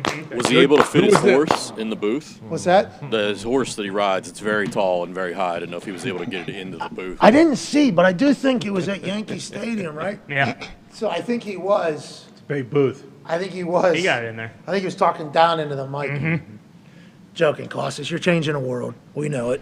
Thank you, Who was Bob. with him? Who else was in the booth with him? Ron Darling. Of course. What a darling. Yeah, he's a sweetheart of baseball.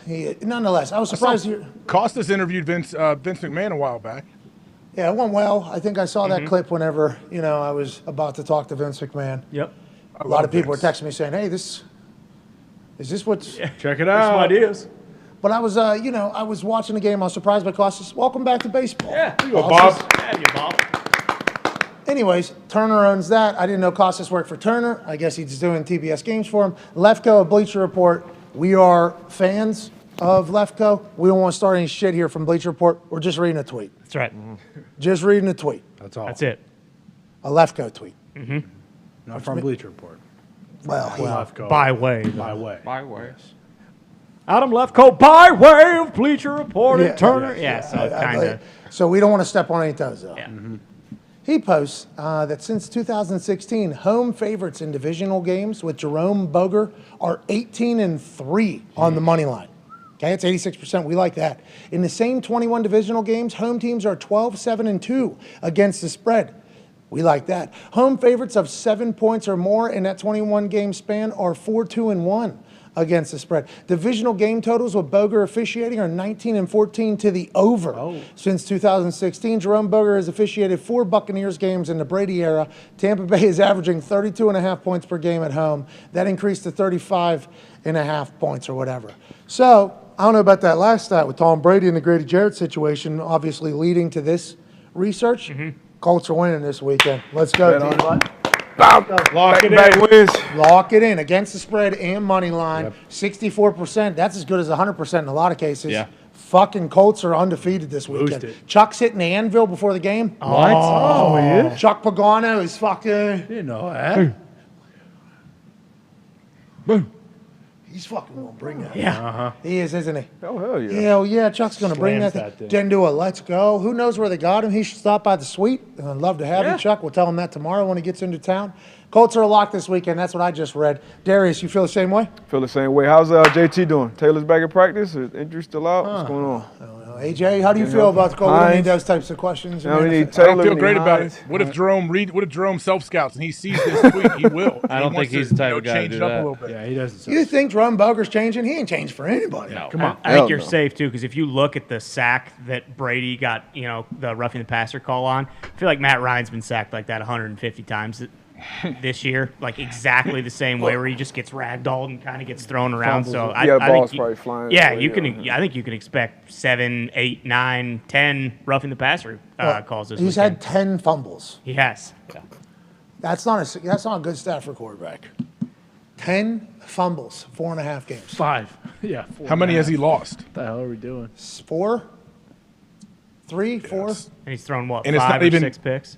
Yeah, he's on pace to slaughter the fumble record. Are any of those like really poor condition games, like hard rain or? It was anything windy. else? It was real windy, and I was in. It was super windy. Roof was open when he played at Lucas Oil. Swirling. Yeah, it was swirling. Sun was bright, and you talk about the sun on the ball. You know what I mean? I mean, you get hit a little bit. Yeah, Hands get softens the sweaty. leather up a little bit. Yeah.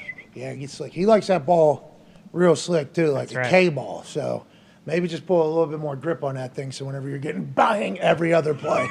Can we not call plays though for that not to happen? Isn't that something that can happen from a play calling situation? Can we not get creative with it? Can we not fucking get the ball out of his hands quick? How come every time they say, and you're not a quarterback, Darius, but I would like you to answer this question. How come they say like, some quarterbacks are able to help their offensive line and some quarterbacks aren't? How come they talk about some plays like Ben Roethlisberger, for instance, when he was with the Steelers, that ball was getting out as quick as possible, and the depth of the routes were the shortest in the history, like the NFL or something like that, because they thought they had a bad offensive line. Is that something that you can adjust to and make happen? Like, can Frank Reich and Matt Ryan make the offensive line better by the plays that they're calling, or are we fucked completely? Now, you can try to help it, but then you give up. Everybody's going to play you aggressive and play everything short, jump shit, and then at some point you're going to have to drive the ball down the field. It's going to be a 3rd and 7, a 3rd and 9. It's going to be situations. So I don't care what you call. Your O-line got to figure it out. You got to communicate, get on the same page, and they haven't been close to that. And they did a whole different O-line group this past Thursday, which didn't look good. Left tackle struggled. But, man, it's been tough. Regardless if you get hit, though, you got to hold on to the ball. Like, you got to hold on to the ball. When he walked into the office, he brought beers. Wide. Which is very cool. Super cool. Good indicator. Said it is a good indicator. He likes John Deere. Wide. Also a good indicator. Very Huge. But as soon as he walked out of there, negative Nick. You remember what he said? Yeah. That's a frail-looking guy. He did say I that. said, Nick, relax, fatso. What are we? The guy's in great shape. He goes, he looked thin. Yeah. And he did, by the way. But then you start looking at some photos of him in pads, and then in years past, he's always remained healthy. He's always been kind of a thinner, super lean build. But that might be something he wasn't expecting, getting hit every other drop back, AJ. I mean, that's something that probably can add up on you. He's a tough son of a bitch, too, but he's been getting hit a lot. A lot. Ragdoll. A lot. And he can't have any confidence taking any kind of drop back. There's no way he's super confident in having the amount of time to let those like deep developing routes even get there. He's reading a play call. All right, we're going Spider 7 step drop. Spider 2 wide banana. All right. Right. Here we go. Fucking. That weighs on your mental. That guy's gonna hit you right in the spine. Oh shit. Say go. 1, 2, 3. Hitch. Boom! I knew it. I fucking knew it. Yeah. I fucking knew it. As he's calling the play, Frank Reich, let's do 24. Amen. No. Have you seen? No. It is fucking 3rd and 8. Yeah. 3rd and 8. Yeah, I don't care. We're gonna run. Draw. I can't hear you. Sorry. Hey, JT. You got this. Good luck. See, that could happen. Yeah.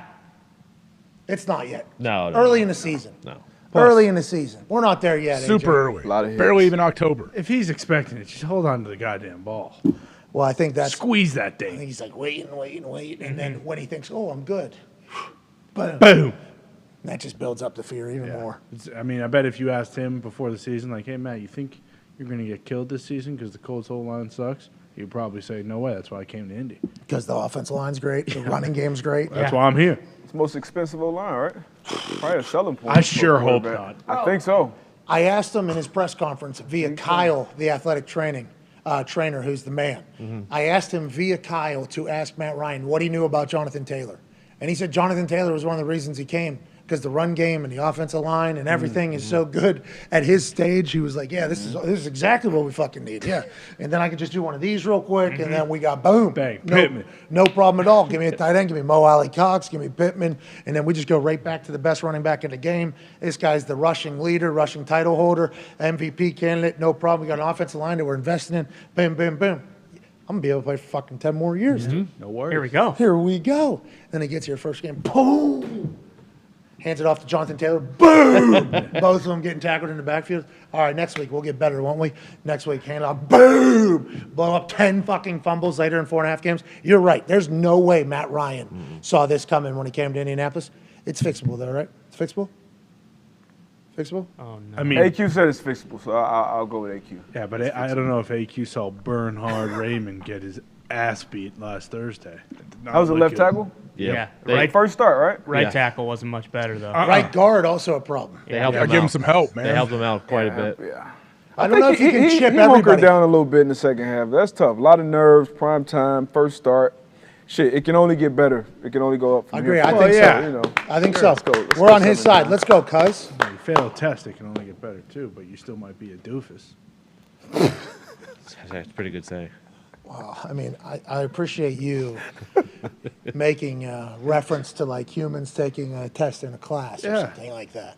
That's a very good metaphor for the entire situation.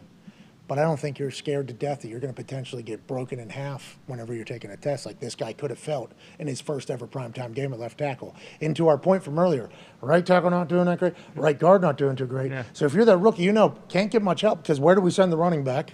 Is the running back coming to me? Is the running back helping the guard and the tackle on the other side? Is he chipping on it? I mean, you got new running backs in there too, who are obviously important parts of the protection. But you got, Hines went out, JT's banged up, so that's another element to this thing, man. But figure it out. Hey, Matt Ryan's going to survive. That's right. It's a bummer they don't have like a 6'7" tight end to help block or something, because that would be perfect. Just put him on the field. Put Jelani Woods on the Pierce. field. Let's talk about Aaron Jones a little bit here. Aaron Jones, obviously, after the game, told reporters that with 2 yards, him and AJ would have been able to get it. You give him 3 opportunities at it. And there's no reason for us not to believe Aaron Jones.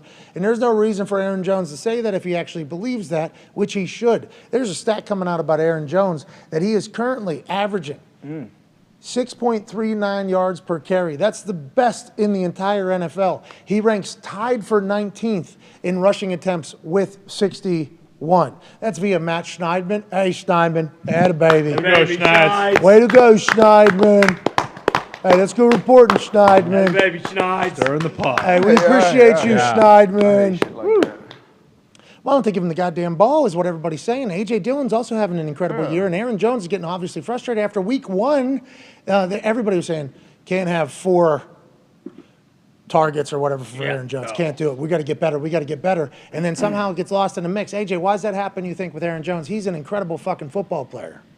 He and A.J. Dillon both. Like, I feel like when you watch them play, they complement each other very well. And A.J. Dillon, like, I don't feel like we ever see that dude falling backwards ever. He always is finishing forward. He always is punishing the defense. Also, Aaron Jones, he's more of like a slasher, do everything back, but he runs very, very physical too. He's not letting dudes he's not running out of bounds. He's blasting dudes in the sidelines. He catches the ball everywhere. They both, I feel like, can block. So I feel like the more heavily involved these guys are, I don't know. I just feel like people can't consistently stop both of these guys. What did Aaron? Aaron said best 11 on the field. Yeah. Yesterday, because he was talking about Big Dog. Yep. The week before, he was talking about Cobb. Romeo Dobbs, he seems like both running backs he's complimented. Yep. It's almost like, hey, LaFleur, why don't you go into the little drawing book, okay? Let's get a little creative. Let's do this over a Zoom call. Let's get 2 backs in here. Let's get fucking 2 tight ends with Tunyon and fucking Big Dog. Let's get Cobb. Let's get Dobbs out here. And let's figure out how to use our best players.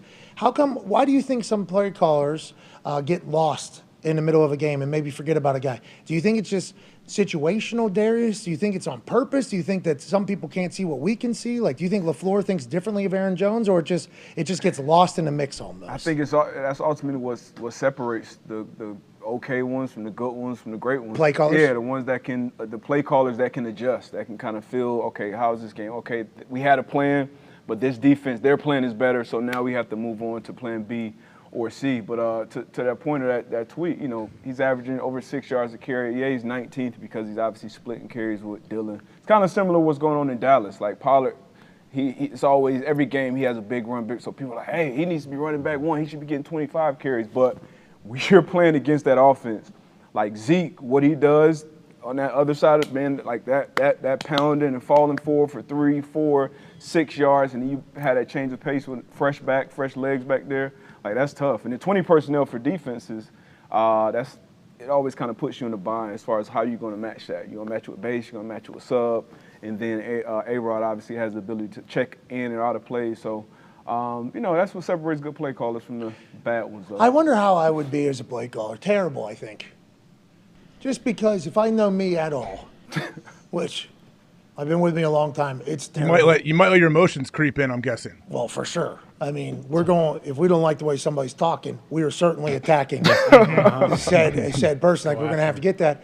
But also, if I see something that's working, like, hey, we're trying to win the fucking game here. Yeah. Let's do that. I think there's some, and we're not saying this about LaFleur, I'm just saying in general, it seems like some play callers almost try to do too much shit. Like, hey. I get too cute. Yeah, do we need to get everybody involved in the game? Yes. But if we don't, let's not, If we don't need it, let's go ahead and keep it moving. I'm intrigued by the Christian Watson thing, though, because he's a decoy now, right, with the jet sweeps and everything like that. Hasn't really been used at all as a weapon. You don't really account. You almost don't even have to account for him in the passing game because it's like the routes he's running. It's either he's just fucking running a go ball or he's not. Early on in the season, they tried to get him involved on a couple of those bubbles, didn't get his head around quick enough. Like, that's the type of stuff where when Dobbs is or Cobb is, like, Rodgers trusts those guys, so I don't know if he's necessary. But the thing, like, as a fan at least, that drives you nuts is Aaron Jones is far and away their best offensive weapon. Like, it's not even close. And in the Bears game a couple weeks ago when they rushed for over 200 yards, they were running like a little pony package where him and A.J. Dillon are both split in the backfield at the same time. I don't think they've run that since then. And I think what they do a lot is, like, Aaron Jones will have a great drive. He'll gash the defense. He'll have like an 11-yard carry and then like a 7-yard carry. and then they'll take him out and they'll put in A.J. Dillon for, like 6 plays. And it's just like he's the change of pace back. Like he's not – if he gets moving or if it's late in the game, he's kind of like that Derrick Henry where, like, he'll grind teams down and he might break one late. But it's a lot more 4, 5, 6-yard hard run. Like, Aaron Jones is a game breaker. Like, if you get the ball in his hands, whether it's in the passing game or the running game, like, he is going to make plays. He's proved that time and time again. And I feel like for whatever reason, they continually say, like, hey, we need to get this guy's touches. We need to get this guy involved. And then they just don't. And when they do, they beat the shit out of teams. And they paid him, too. Yeah. Which is what's surprising to me. They paid him, and then they're still not. It's like, what? Normally when you pay somebody, they're forcing that person the ball. And it's like the complete opposite. And this is what it is to be a head coach and a play caller, though. Everybody's going to question everything if you're not winning every single. Sports science gets involved as well, too, as far as how many touches, how many carries, all this thing for the whole season. Because obviously they're looking for the season, for the playoffs. They're expected to be in the playoffs, make a run. So that gets involved. But to your point, like when you're a play caller, you come into a game, you have plans, right? We get in the red zone. Okay, these are the plans. These are the personnel groupings that's going to be in. But if Aaron Jones is just having one of those days, sometimes, hey, we just got to switch it up. Like, put him in there. Let's keep feeding him. And that goes for anybody. Receivers, hey, we got this. This was the plan, but, hey, it's 3rd and 6. Let's dial up something for this guy. He's hot today. And I feel like a lot of times they get into a situation where he doesn't even get that opportunity because they get into the second half and he's only got like 6 carries or 6 touches. So it's kind of just like, okay, well, we still got to keep A.J. Dillon involved. Yeah. And I also, he's a consummate teammate, so he's not going to say anything. And they do, A.J. Dillon is a stud. He's good as well, so he needs touches. But I also do think there's something to, Aaron Jones, it's hard to get into a rhythm when you're going and you're eating, and then all of a sudden it's like, okay, well, I'm not going to get the next series, or I'm going to be off the field for the next 4 plays. Like, I know he's not saying that that's an issue, but it's tough as a fan watching it to not think, if this guy stays in the game, he's going to go off. And not that A.J. Dillon isn't. Right. And I think Aaron Jones is a fan of A.J. Dillon. We're all fans of A.J. Dillon. Sure. But the stable backfield thing is interesting. And I'm only saying that because I've seen a couple running backs who maybe their style was like, I need to find a rhythm. I need to, I need to beat these teams down a little bit, and then I'll get going. You see it with Derrick Henry. You see it around the NFL with the top end running backs. Josh Jacobs, the other day, they're starting to do it out of necessity almost. Hey, we got to go.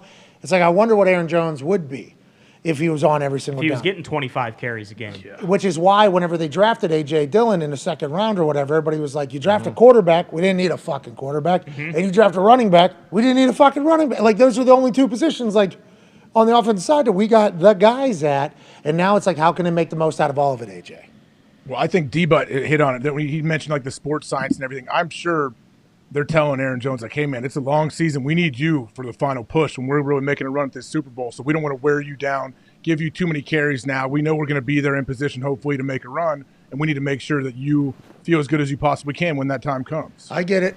Hey, I get it. That makes sense. But also, you can't be hamstringing yourself saying that and then all right, so we're only going to give you 8 touches today. You're our best player on offense, but we need you healthy, so we're only going to give you fucking 10 opportunities. I think some of these coaches honestly get so locked into the game, into the moment, and after the game is over, oh shit, I only got this guy this many plays or that. I think it was Frank who early on, they didn't expect somebody to play or something like that, and they didn't adjust the game plan from, the practice week, which is wild to me. I think Naheem Hines had, the first catch of the game for, 17 yards. Yeah. And then he didn't get any more touch for the rest of the game. So you gotta have a plan, obviously, and we go through, same formations, plan, shift, and that's the game plan for the week. You kind of know 3rd down, okay, this is what the team, all right, we're getting bunches, we're getting stacks, we're getting this. Rarely do they fully, completely adjust, but I think it's certain times where they should do more of that, and I think that's what the best ones do. Hey, that's what the Patriots defense does, right? They got 4 different game plans going into the week, and then the quarterback's all right, we got them figured out. And then the second quarter comes, it's what? Different. What is going on here? And then 3rd quarter, same thing. 4th quarter, same thing. So defense can do this as well, AJ. It's not just offense that can adjust and change.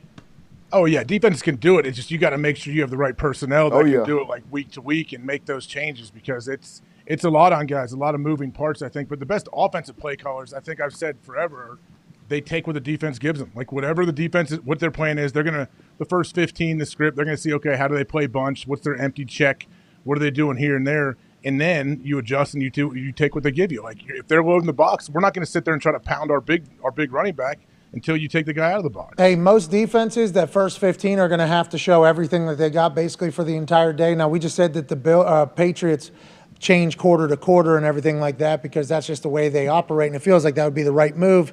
But I assume it's not as easy to execute as we are just making it out to be right now with everybody having to be on the same page and 4 different game plans every fucking week. That seems like that's not realistic. Nah, personnel-wise, and from the moment you come into that building in New England, like I would say it's a different standard as far as like accountability and knowing, the ins and outs of everything, the coverages, the why you're doing it. So that way, you can go and it could be a week 8 game and we can go back to something we were doing in week 4. And you got to obviously have like smart players that can adjust as well because you're always dealing with injuries and new people playing new positions.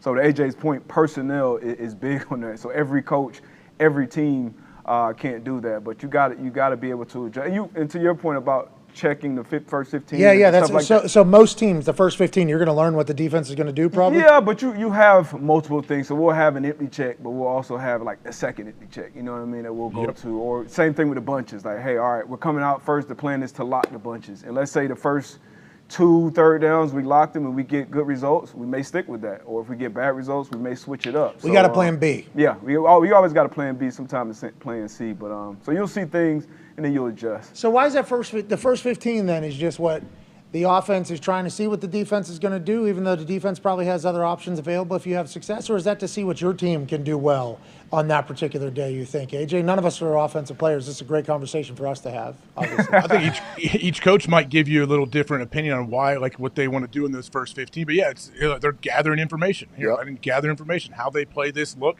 this is what we have done in the past. Okay, how are they going to match it up? All right, and then that's how we go from there. That's when you're looking at their Microsoft surfaces and they're breaking them on the sidelines. They're looking not breaking hey, them. how are these guys playing this right now? No, not breaking them. You break them, you're fine. That's right. Break them, you buy them. Just like that offensive coordinator for the fucking Buffalo Bills, Ken Tantrum Dorsey. That's right. Can't handle losing. Stick with him forever. It's going to be a stain. Yeah. That was wild. Good luck getting a head coaching job. I appreciate where Kyle was coming from on that. I appreciate Kyle's big brain. I think he's very handsome and good on TV and on the internet. But like that one, I'm like, man, I was like kind of pumped to see.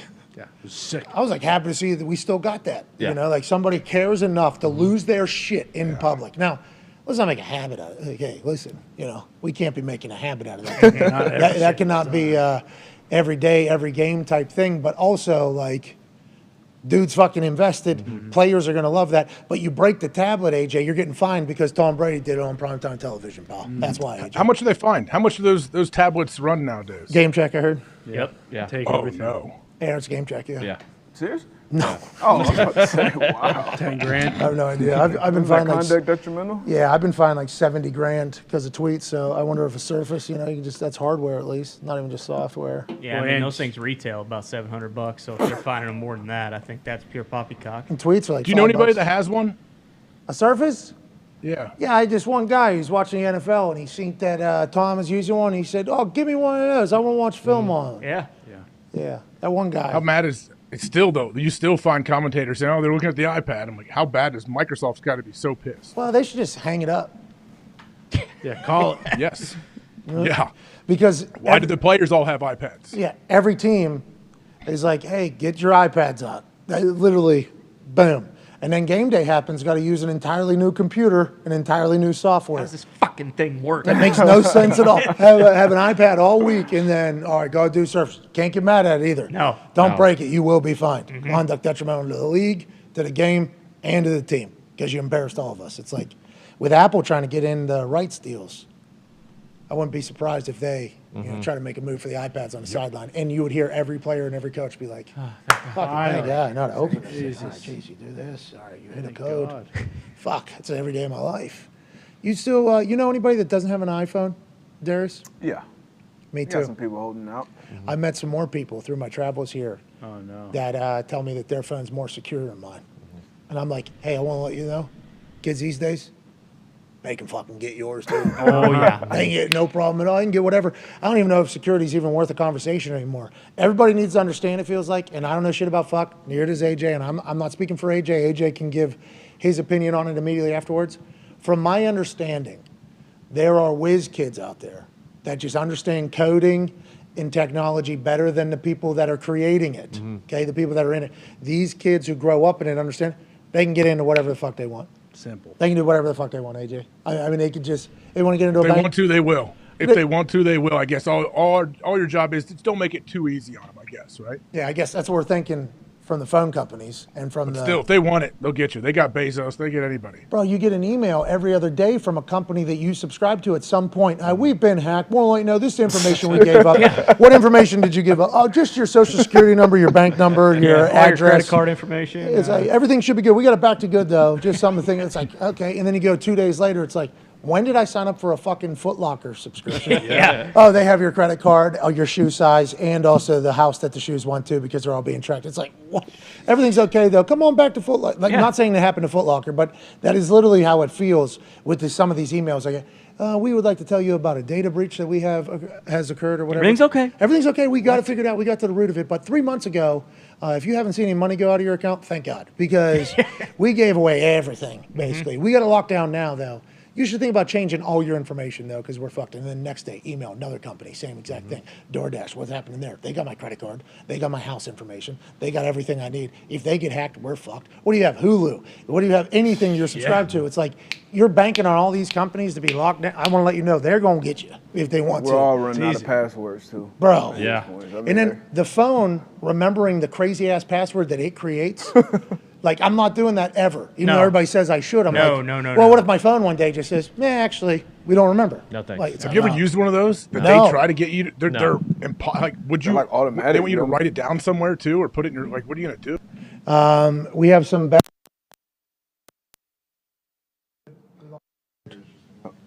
Hello? There we And we are back. And Ooh. yeah, it's. What?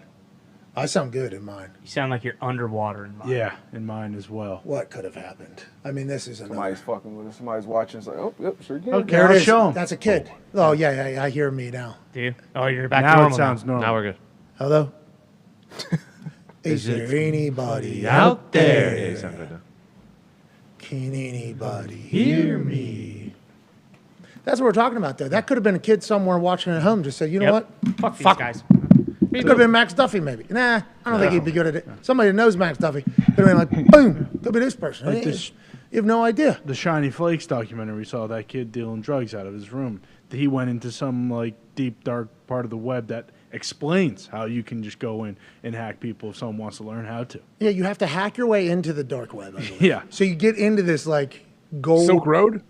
Yeah, that's an awesome. Is that still document. up? Well, the Shiny Flakes guy just Stole his idea. wanted to beat the Silk Road, basically. A teenager in his mom's apartment. Yes. Hundreds of millions of dollars of drugs.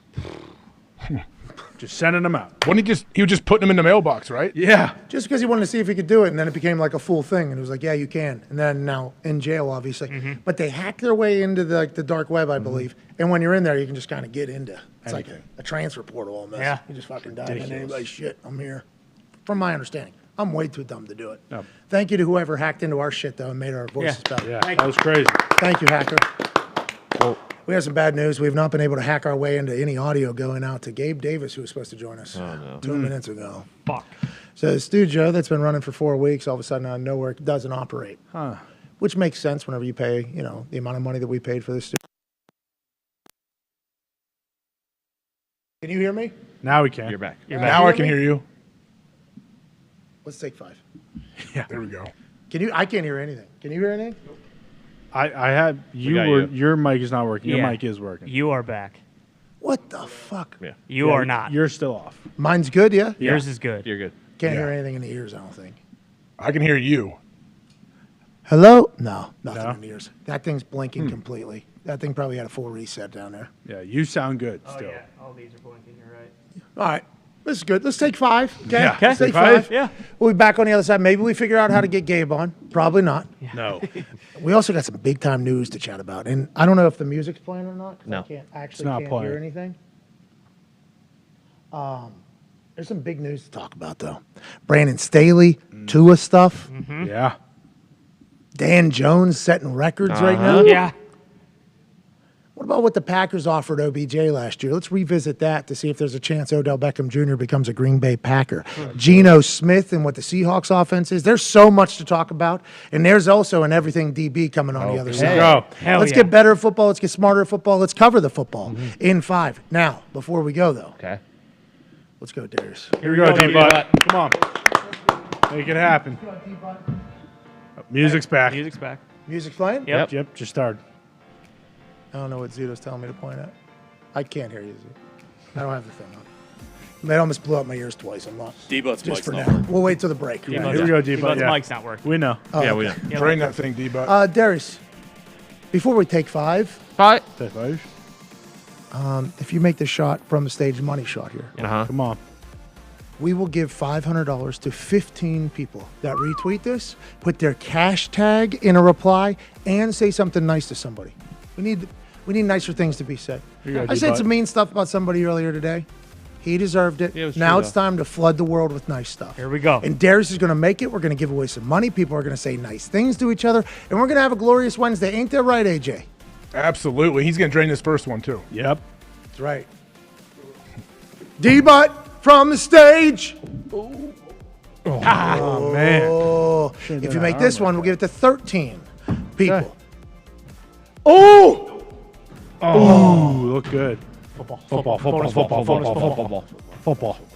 You can punt it, though. You can just punt it. Ooh. Nice touch, though. It looked good. Oh. Man. It's He's the net right at on least. it. It's all over it. All right, take 5. We'll be back on the other side with everything figured out. Hopefully, see you then. Let's have a great hour 3 today. Hell yeah. Let's go. Cheers.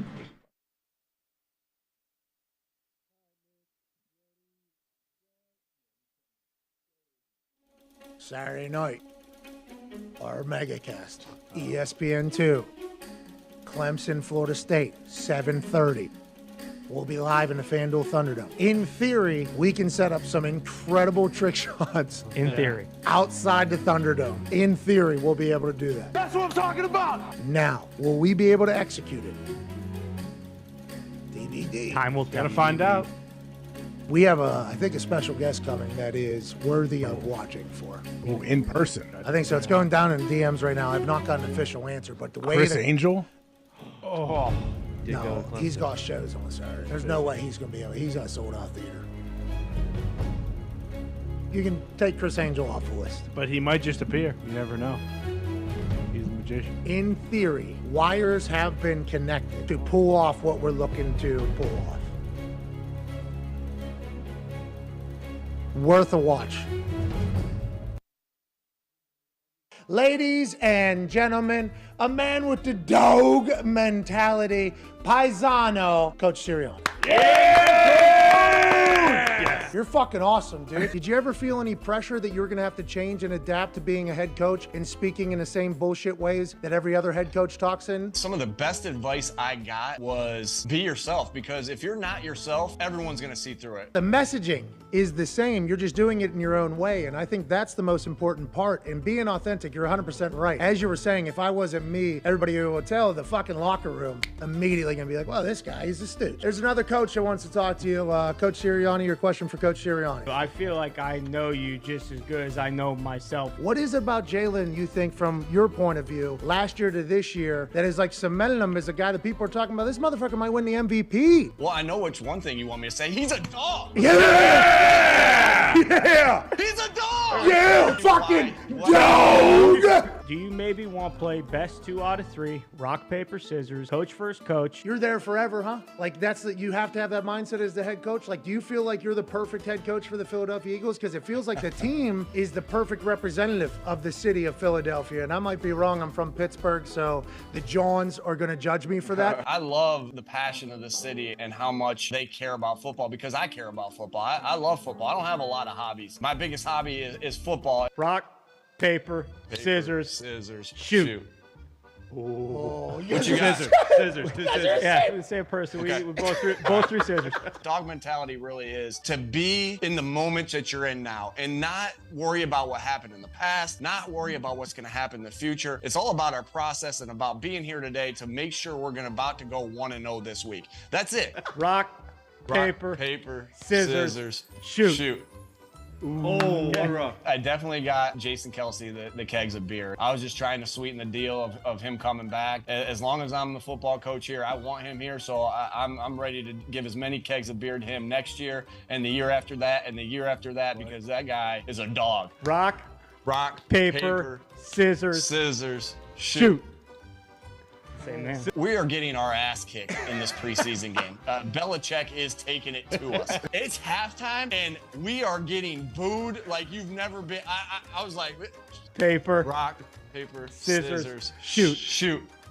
Oh, I think you might have rock Hey, there, but hey. you got no idea what I'm going to do because you're like, there's no way he's throwing scissors again. Come on, baby. I got a damn flower thrown at me.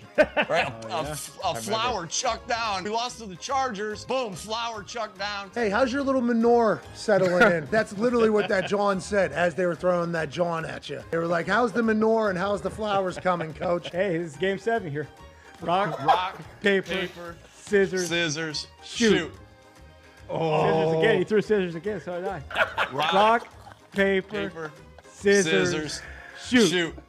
Oh, you guys are the same. Come on, hey, this is for 15 or 10. Paper, scissors, shoot.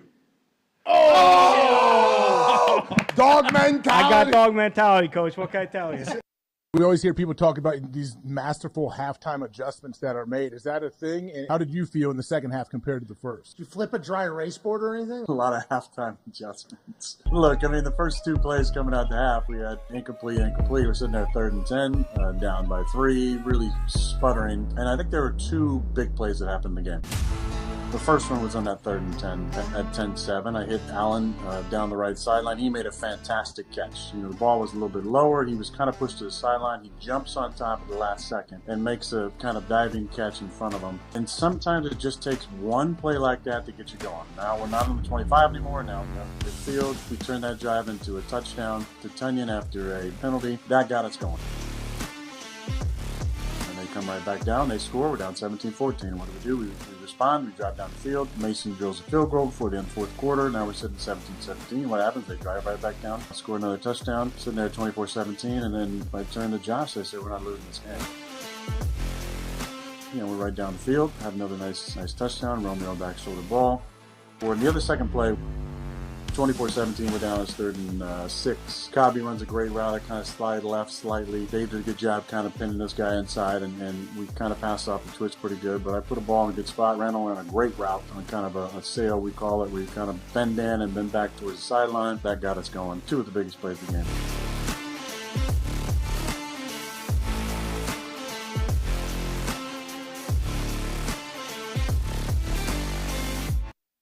It's nice to see that there's still Ken Dorsey's out there, though. Yeah. We're talking full fucking fit whenever this game ended without them being able to spike it and take a long field goal or whatever the fuck they were going to do. Ken Dorsey here closest. He's a married man, got a medal. Oh, you fucking it, we did it! Damn it! We talked about this all week. We talked about it all week. Get the fuck down! Son of a bitch. Break this fucking thing. Yeah. I love how the other coach, too, is looking over like, oh, shit. I didn't know Ken had... Yeah, I didn't... Maybe he didn't know Ken had this in him. And the bearded guy should feel good about how he looks right now. Yeah. Bearded guy's ponytail, fucking great. Great. Top notch. Beard, unbelievable. Gumpy. Looks to be a bit of a thick, stout gentleman. But Ken Dorsey losing his fucking bananas. Hat. Taking this. Get this. Why is this in front of me right now? Get out of my way, dude.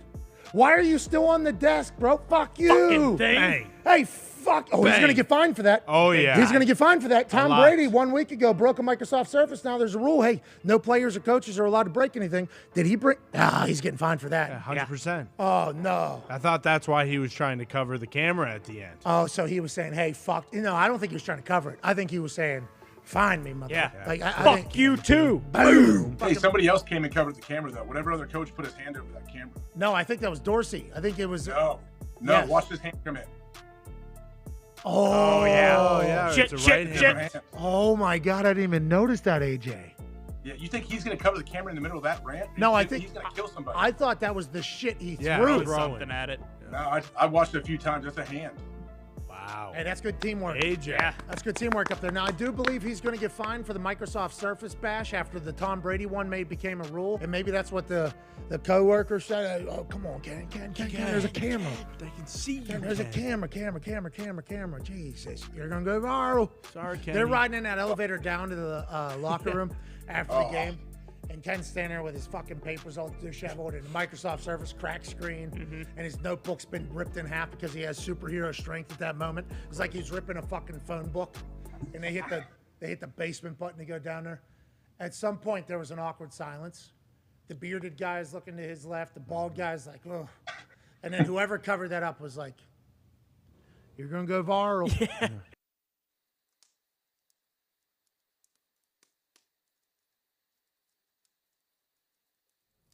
Dear Coach Freeman, I hope this letter finds you well. Although if I had to guess, it probably won't, because that was one of the most embarrassing defeats Notre Dame has faced in my lifetime. I mean, for Christ's sake, was Chad Pennington playing? Was Randy Moss playing? Was Matthew McConaughey coaching? No, they weren't. It was a bunch of guys we've never fucking heard of, and you still couldn't get it done. Now listen, you're 0-3 to start, which isn't the end of the world. But everyone in the Notre Dame community, they're fucking done with you, okay? I'm not done with you yet. I have a lot of faith in what you can do with those boys. But let me tell you right now, if you lose next week to California, I might be fucking done with you. I hate to say it, but Joe Montana is not walking back through that door, and neither is Jeff Samardzija. Your quarterback's hurt, so you're going to have to find somebody else. I've noticed that you haven't reached out to old Coach Lou to come in and either do the fucking newspaper trick or to do the bumblebee speech. Let me remind you, the previous guy never asked me to do that kind of stuff either. And look what fucking happened to him. I don't think it has anything to do with winning. I'll leave you with this. If I need to come in to Notre Dame Stadium, get a megaphone, and start singing Cheer 4 on Notre Dame, wake up, DJ, go singing her name, I'll sing the whole goddamn fight song and get the boys going. Because like I said, if you start losing more consistently, you're going to be fucking deader than a doornail. I love you, I'm available, and please write back. With love, Coach Lou Holtz.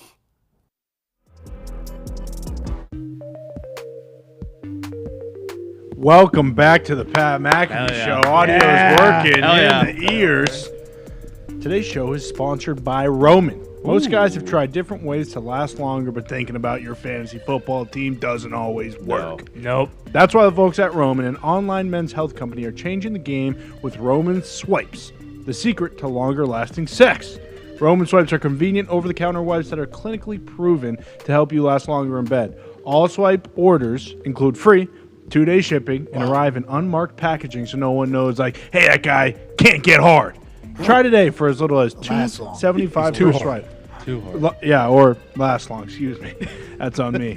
I deal with both problems. You know, that's why Roman has helped me out so much. Same. Yeah, it sounded like you were kind of beating your stick right there. Yeah, I wish I could. I don't have any swipes on me today. Yeah, you'd be for longer than ever. If Exactly. You swipes. And I have multiple times. It helps out a lot. Can you imagine? I need to get a quick pump on the arms. What do I need? Give me the swipes. Give me swipes. And it helps. Try Swipes today with a special offer just for our listeners. For the first time, holy shit, Roman is offering 20% off your first order to GetRoman.com/Pats. That's GetRoman.com/PAT for 20% off. It's amazing what Roman has been able to concoct. That's right.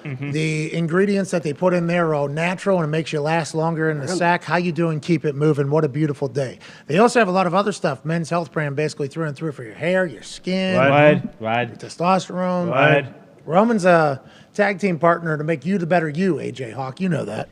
Has anyone ever tried to wipe those swipes on their face and see it? What does it do? Just make it numb? No reason to bring up what I did with Super Bowl. Palmer's. The CBD stuff, yeah. Cadenwood Carson, CBD. yeah. Paul Palmer's annual CBD. Bro, affairs. that shit, that's it. We talk to Carson once a year. Once a year. It's always at the great. Super Bowl. It's for the Cadenwood CBD. Yep. And the one he brought this past was menthol, but that shit was diesel. Oh my He god. still owes you a bobblehead. He does because I shoved that shit in my eye. AJ, you're the reson I did that. I hope you're happy for yourself. I hope honestly you Why? I asked you, hey, put it on your face, and you jammed it in your eyeballs like a Neanderthal. No, I did not put it in my eyes. I rubbed the cheeks because I do a lot of talking, so I thought CBD on the muscles of my cheeks would be Loosen 'em good. up. Yeah, sure. Kind of loosen it up. And then obviously I do a lot of eyebrow stuff. You know, you see the wrinkles in there. I was like, let me get the forehead muscles good too because I was told that CBD would be good on it. And then obviously on the side, just from laughing in the jaws. And then lo and behold, that menthol smell just was real close. And these eyebrows, you know, pretty deep orbital bones, they were catching that menthol. And I was getting it from both ends. Getting You know, I was getting it from both ends. It was a rough day. I finished the show. Hell You yeah. fucking dominated the end You of ever the show. accidentally hit the nuts with the icy hot? Oh, accidentally, yeah. Which one's worse? Eyes The eyes, or probably. nuts? So the nuts is certainly a problem. You know you're not going to lose your nut. Yeah, you can do one of these. You know, you can do like you have that moment there and you get it off.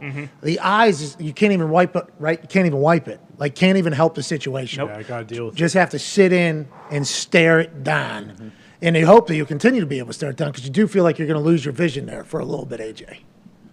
I mean, you got to find one of those eye wash stations, don't you? Or Yeah, bring they have goggles, that radio swim row. goggles around with you at all times. So maybe next year next at year. Radio Row, we'll do the Cadenwood. We'll make sure we have full. Yep.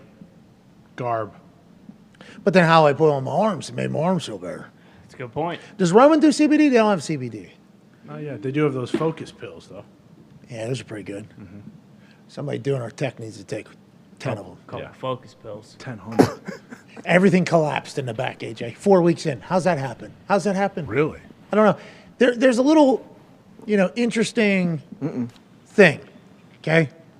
Indicator read. Somebody rolls a 5 and dice. A 9's probably coming next. It's just like classic thing. Somebody brings you beer. Probably a good guy. Somebody goes into that back area that we don't know. The next day, something's fucked up. It's just the way it goes. Yesterday, I actually say, hey, go keep an eye on those people. Yeah. So Bill had to walk in there, and Bill was just lurking around this group of people. Then Bill leaves. They all walk out. We don't know what they did. They had to have done something ninja-like. As soon as we get to the show, you can't hear us. Aaron can't hear us. We can't do anything. It's like, okay, hadn't had that problem in 3.5 weeks. Now we got a problem. Last night, we got great people back in here. Oh, yeah. A couple of people I didn't know. A couple of people I didn't know were coming. Who knows what they did, but I'm assuming they're going to be great at what they do. They poked their head around back there. All of a sudden, boom, full power outage with the audio. What? What happens? I don't understand. I don't get Pat, it. there's more bad news. We're not live right now. No. What? Jabba's dead right now. No. See? Hello, darkness. Job already died. Wait, so is this not? Thank you, Is this for us? Not Java. Jabba can see, but Oh, he he can cannot see. move. Oh, geez. Oh, so he's like, He's paralyzed. He's not Jesus dead. Christ. what's that thing that happened in that be some Citizen? doctor. The the pufferfish venom. Gerard Butler was the Yeah. P.S. I Love You. He was in the Citizen. Yep. Yeah. How about the fucking Biden? Bedside manner on this guy. What's that? Fucking, hey, your husband's dead. Oh, no, actually, he's just paralyzed right now. Yeah, he's a vegetable. Well, no, that's what we're saying though. Is Jabba got that shot that was in that law-abiding citizen where they were still alive but they couldn't move. Like No, that's he's what's going on with fucking Jabba. Jabba's staring me down right now. Jabba's wishing that it could operate in the fashion in which it was. That's a 6-figure operation right there. It just got put in, Help and me. that's what Jabba wants. Jabba's a thoroughbred. He was working hard today, too. Yeah. Jabba's like one of Ooh. Dahmer's victims right now. He's a little zombie right now. No, he still has his heart. He was creating zombies. Yeah, drilling in the head. Like Frankenstein. Oh, shit! Willed him back to life. Guess who's Bach? Bach again. Jabba's back. Our robot friend. Let's go. Way to go, Jabba. Miss you, Jabba. Yeah, but Jabba plays every drive, okay? even when he can't fucking move. Jaba's still getting that shot on. AJ, are you getting what they're putting down right now? I don't even know what he's talking about. Well, I do, and I don't think it's right what you guys are doing. It's a long fight. AJ gets it. I like it. It's a long season too. Let's remember that. But it sounds like the sound is working, the audio is working. What? We never were able to break stream with YouTube, which is good news. Awesome. Somehow the network went down though in here, but we were able to continue to shoot the stream out to YouTube. So that sounds like a lie, but they're smarter than I am, so you're allowed to get away with that. That's right. Of course.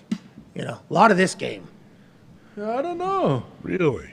Yeah. because it could be anything. Does anyone really know what it is? That's the problem. Like, you never know. Everything. This is what I'm learning, and this is kind of a fun thing. You know, like I enjoy doing my own business conversations with people because I learn how they go. You know, like I enjoy learning a lot. In the last month or so, what I've learned about technology is you can have an idea, and in theory, things. These motherfuckers got a mind of their own. That's right. They can do whatever they want to do. If the answers that I've been given are accurate, like, hey, why did it sound like a bomb went off in my ear and then I couldn't hear anything? Well, if you look, there's a lot of red lights on that thing. Okay. Yeah. So who is in control of that thing? That thing is in control of that thing. Oh, so we're like Google. This is what Blake was worried about. Yeah, Lambda. Lambda is running everything, and nobody really knows what Lambda's doing. You can hope that you can set Lambda up for success, but there's a chance Lambda's going to have a bad day like Ron Rivera. That's right. And it's just going to say, quarterback. Just going to say, no more audio for I'm you. tired. No more of this. Like, I guess that is what we signed up for.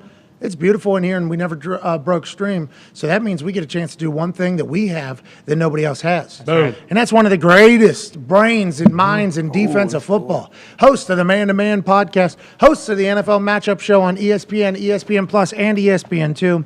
Ladies and gentlemen, for everything DB, let's go to 12-year NFL vet. Both are 9-year NFL vet. And he played corner, nickel, and safety. Ladies and gentlemen, Darius J. Butler. Yes, sir. Let's get to it. Job is moving. My audio good? Yeah, you sound great. Oh, we solid, man. Let's get to it, man. Grit, perseverance right here. Let's get. Hell yeah. Hey, let's live in Finish vision, this thing strong, man. not in consequence.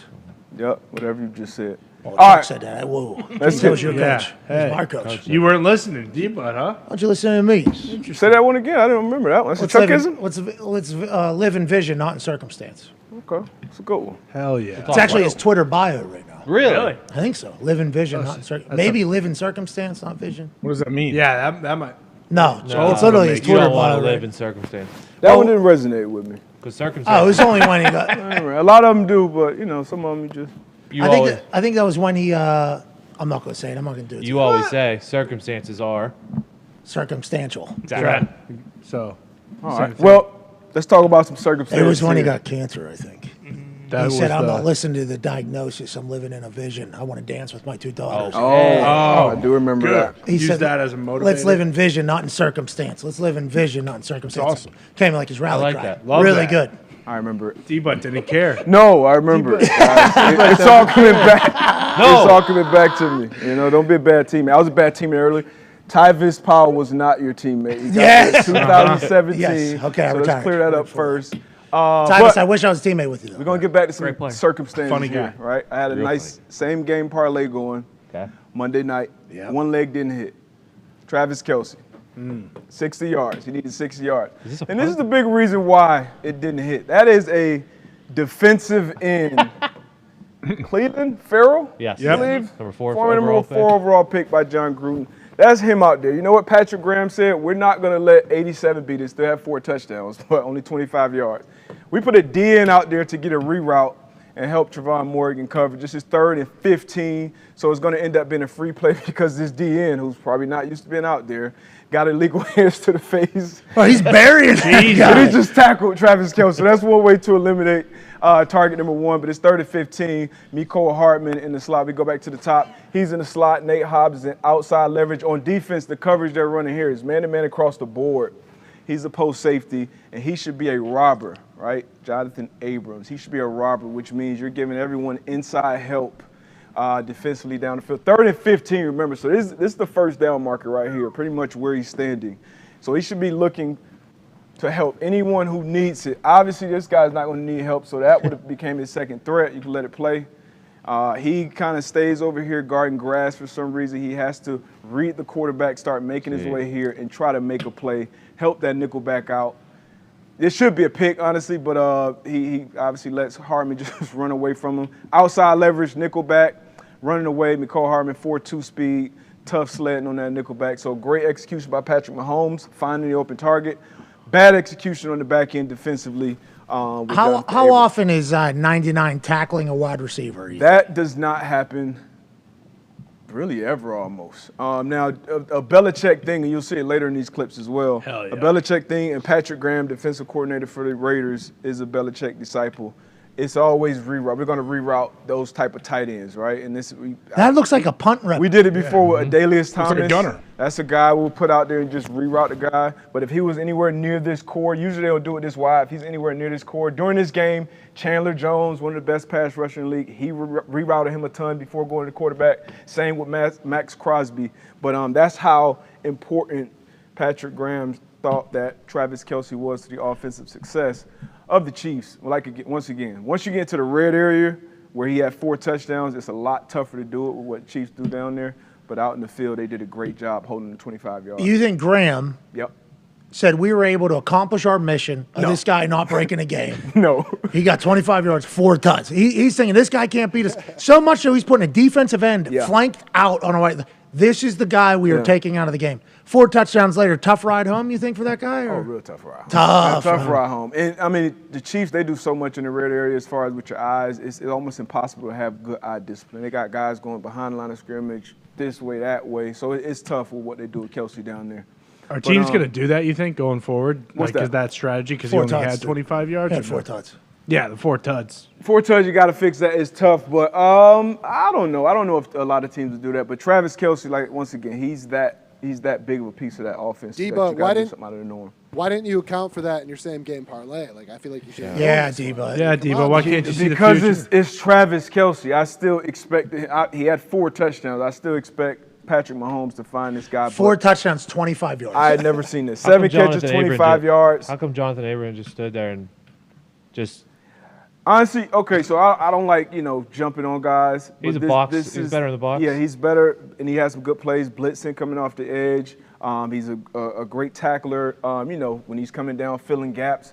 But out in space, that's where Abram kind of struggles, and that was kind of one of the – he was the first round. He practices hard. Flies around, practices hard. He's one of those guys that's kind of like – Launchpad. Full speed ahead. But it didn't pick up his 5th. This guy's awesome, they said, as he's spearing people in walkthroughs. Every single snap. But, it's like everybody could do that. I do like that I like his effort, though. I like that he cares. I like how hard he went in those practices. I didn't like how everybody was gassing him up for it, though. It's like, hey, everybody could spear people in walkthroughs. Got to practice like a pro. Got to be long season. Oh, yeah. And I think Abrams probably learned that. He's probably becoming more of a pro and more of a leader. But you're saying he still has an opportunity to grow. He has to. He has a talent. But in this league, as a DB, even as a linebacker now, you got to be able to play in space. You got to be able to be impactful in the pass game. So there's definitely some room. That's like AJ. AJ, that was your big thing, right, pal? Yeah, liability in the pass game. That's right. That's why he didn't play against the Eagles. Yeah. You guys calling him a I was saying I was not saying that, but a lot of people, his coaches sounded like we're saying, hey, this guy can't play against the Eagles because he's a liability in the pass game. Get him out. Ran a 4.4. AJ, that's what they're saying to you, AJ? Yep, they're saying it. Well, and AJ said, I will request a trade today if you don't put me in the game. Damn right. Think about that, though. AJ runs a 4.4, and D coordinator's like, can't cover anything. What do you mean? Can't put this guy in space. He's jumping over Sproles on that thing. This guy can't cover a soul. It felt like that was before when everybody was running a 4.4. Like running a 4.4 when it was still the standard. Now everybody runs 4.4. Yeah. AJ, does that kind of piss you off a little bit? Ahead of his time. What, that everybody runs a 4.4 now? No, that doesn't. I've never really thought about that. Well, let's put it into his brain now. You should be pissed off, dude. You should think about that. Used to be really You're right, cool I'm when pissed. you ran I'm a pissed 4. now, you're right. What's that? You are? Yeah, I'm pissed now. Jeez, calm down. All right, good. Not a whole lot of white linebackers. His weight running a 4.4. 4.4. Jumping 40 inches. Yeah. Freak show. That's why you go top 5.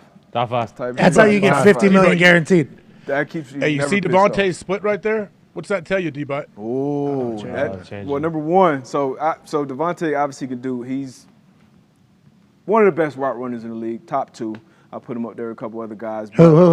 Cut split inside the numbers. Now this is another math changer, right? So Travis Kelce, he changed the math. That's what great receivers do, great pass rushers. They change the math. We got to put 2 guys on them. So in this situation, we got a bracket coverage. We got a corner, and then we got a safety inside leverage. Now, I personally hate bracket coverages in the field because of this reason, especially with good, smart, savvy wide receivers. He's going to have a deep post route, but he's going to hesitate kind of at the top of his route, kind of this intermediate area of the field, and then split these 2 defenders, because in the bracket coverage, obviously I got his outside leverage, I got his inside leverage, but nobody has him right down the middle of the 2. Derek Carr steps up in the pocket, makes a great throw. You see him throw his hand up, run it back. Watch the hesitation. Sweet little stutter, too. Yeah, right that stutter just to stop his feet even more. And then, and then he throws that hand up, Randy Moss. And if you run it back, actually, this was a double bracket. They doubled 2 guys on this one. They doubled Renfro up top as well, which I don't mind the Renfro double because he's not splitting these guys. He's not running for 50 yards. He's even right now. I think you did, though. He's not. Why you saying that? To catch up, all right? Why? Because he's white, D-Bud? That's He's fucked up. Hunter Renfro. What just happened? That's fucked up. What He's just Hunter happened? Renfro. He's not making this. He's not making this play right here. You let this play. He looks like he's ahead of Devontae. Let it play. Let it play. Ooh. He ain't doing that. All right. That's why he's making $30 million a year. But that's once again why I hate bracket coverage. You'll see another example of that as well. But great job, great route by him. Speed release, hesitation at the top, threw his hand up. I mean, they're both. Darius. Hey, but that's why you hate bracket coverage. Fucking stunk Both up guys over. gone. That's why Cooper Kupp's never on here. Why? Oh, we've had Cooper Kupp on here He before. loves Cooper Kupp. No. Cooper Kupp's best receiver in the league. There it is. That's the other one. Okay. Yeah, Got the answer. Devontae Cooper Kupp. Most productive. You know he's getting the ball, can't stop him. So, yeah, Cooper Kupp. AJ, what do you think about bracket coverage there? It's like a punt team. You split in the punt, that's what you're trying to do. In this particular case, it seems like these guys, I got left, you got right, we got nothing. Who's got over the top? Nobody. AJ. Yeah, I agree with D-Bud. It's very tough because the receiver, whoever you're trying to double, knows that as well. So he's like, I'm going to split these dudes, run right down the middle. If my quarterback can put a good ball out here, this double did nothing for us, actually. This is awesome. Nothing. And Devontae Adams, he sees double coverage damn near every week. So it's different in the red zone. Yeah, red zone, we don't have to worry about that deep ball. We don't have to worry about 30, 40, 50 yards down the field. So it's much better in the red zone. But this, once again, is bracket coverage on both receivers. You see Gabe Davis down here, outside leverage, inside leverage, backed up on the 2-yard line. I believe it's a 3rd and 10. Yep. And once again, right through the middle of the guys, post route, Josh Allen from the pocket in his own end zone, makes an accurate throw down the field. Once again, outside, inside, nobody has him down the middle. But that's surprising coverage, right there? That's a very surprising coverage. At that point in the field, you'll see both of these safeties kind of split and go all the way out to the number ones. So even if you're this guy, like you're one-on-one with that guy with the entire middle of the field open. So don't understand its coverage. Maybe they're trying to protect these guys. Tone told me earlier, hey, when you go over there Steelers play, make sure you mention we had backups, we had this, but you're out there. Well, good news is Minka was on Gabe Davis. No, he's actually in the end zone right now. So. Oh yeah, there he is. Best player. That's the best coverage player, but not a good spot to have him. You tried to account for the weapons, but obviously great route, great ball. And that's how you go 98. Shout out Gabe Davis. Supposed to have him on the show today. Helped me and Dirty get our first win against AJ Hawk's team. Yeah. In fantasy football this week. So long season ahead. Thank you, 1-3. 8 touchdowns in the last 6 games. Gabe Davis averages like 40-some or 60-some yards. That's playoffs included? Yes. Okay. And if you think about it, 3rd and 10 right there, first drive of the game. Steelers get a stop, maybe that game goes the opposite direction. Yeah. Instead, 98 yards, then the next kickoff, Steelers fumble it, Buffalo Bills got it. They get a stop, but that kind of set a tone for the rest of that game. And the Steelers got build-out out of there. They did. Yeah, big time. You guys got build-out. I didn't see build-up. Well, that's because the game was such a big blowout. Yeah, they saved it. They saved this one for They next kept week. him. Did They it go to kept the him top or keistered. No, that punt stunk. No, he didn't swing at it. It felt like, right? Didn't he? Steph. He has to punt I just to saw the build kick. Somebody no, that's one, or he either punts one up to the top level, Or he punts a Bildo into the stands. okay. AJ added the Bildo, right, AJ? Yes, I did. It just has to get into the stand. I don't know, maybe 10 rows deep? What do you think? Oh, you tell me, AJ. 25 grand, you're donating. It's charity, you cheapskate. If he picks up a Bildo and attempts to punt it, his foundation gets the money. Okay. All right, so just an attempt. It's going to hurt his foot. He's got to make contact with it, but yeah. That's going to hurt his foot. Depends. You got to pick and choose which one he picks up, man. You never know. All right, let's go to some good defensive back play from this past weekend. Here we go. Now we're to the good. Patriots, once again, we got a returning guy. Back-to-back weeks, Jack Jones with another pick. I said he was a second rounder last time I was with him. He was actually a fourth rounder. Would have been a first rounder. But now TJ Hawkinson went off last week, right? Over 150 yards. Once again, Belichick. Good tight ends, good receiving tight ends anywhere near the core.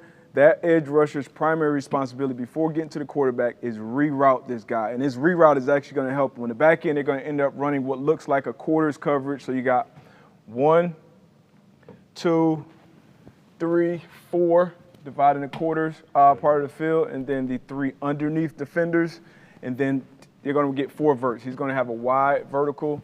He's going to go vertical. This receiver, ultimately, he's going to want to occupy this cornerback and this safety.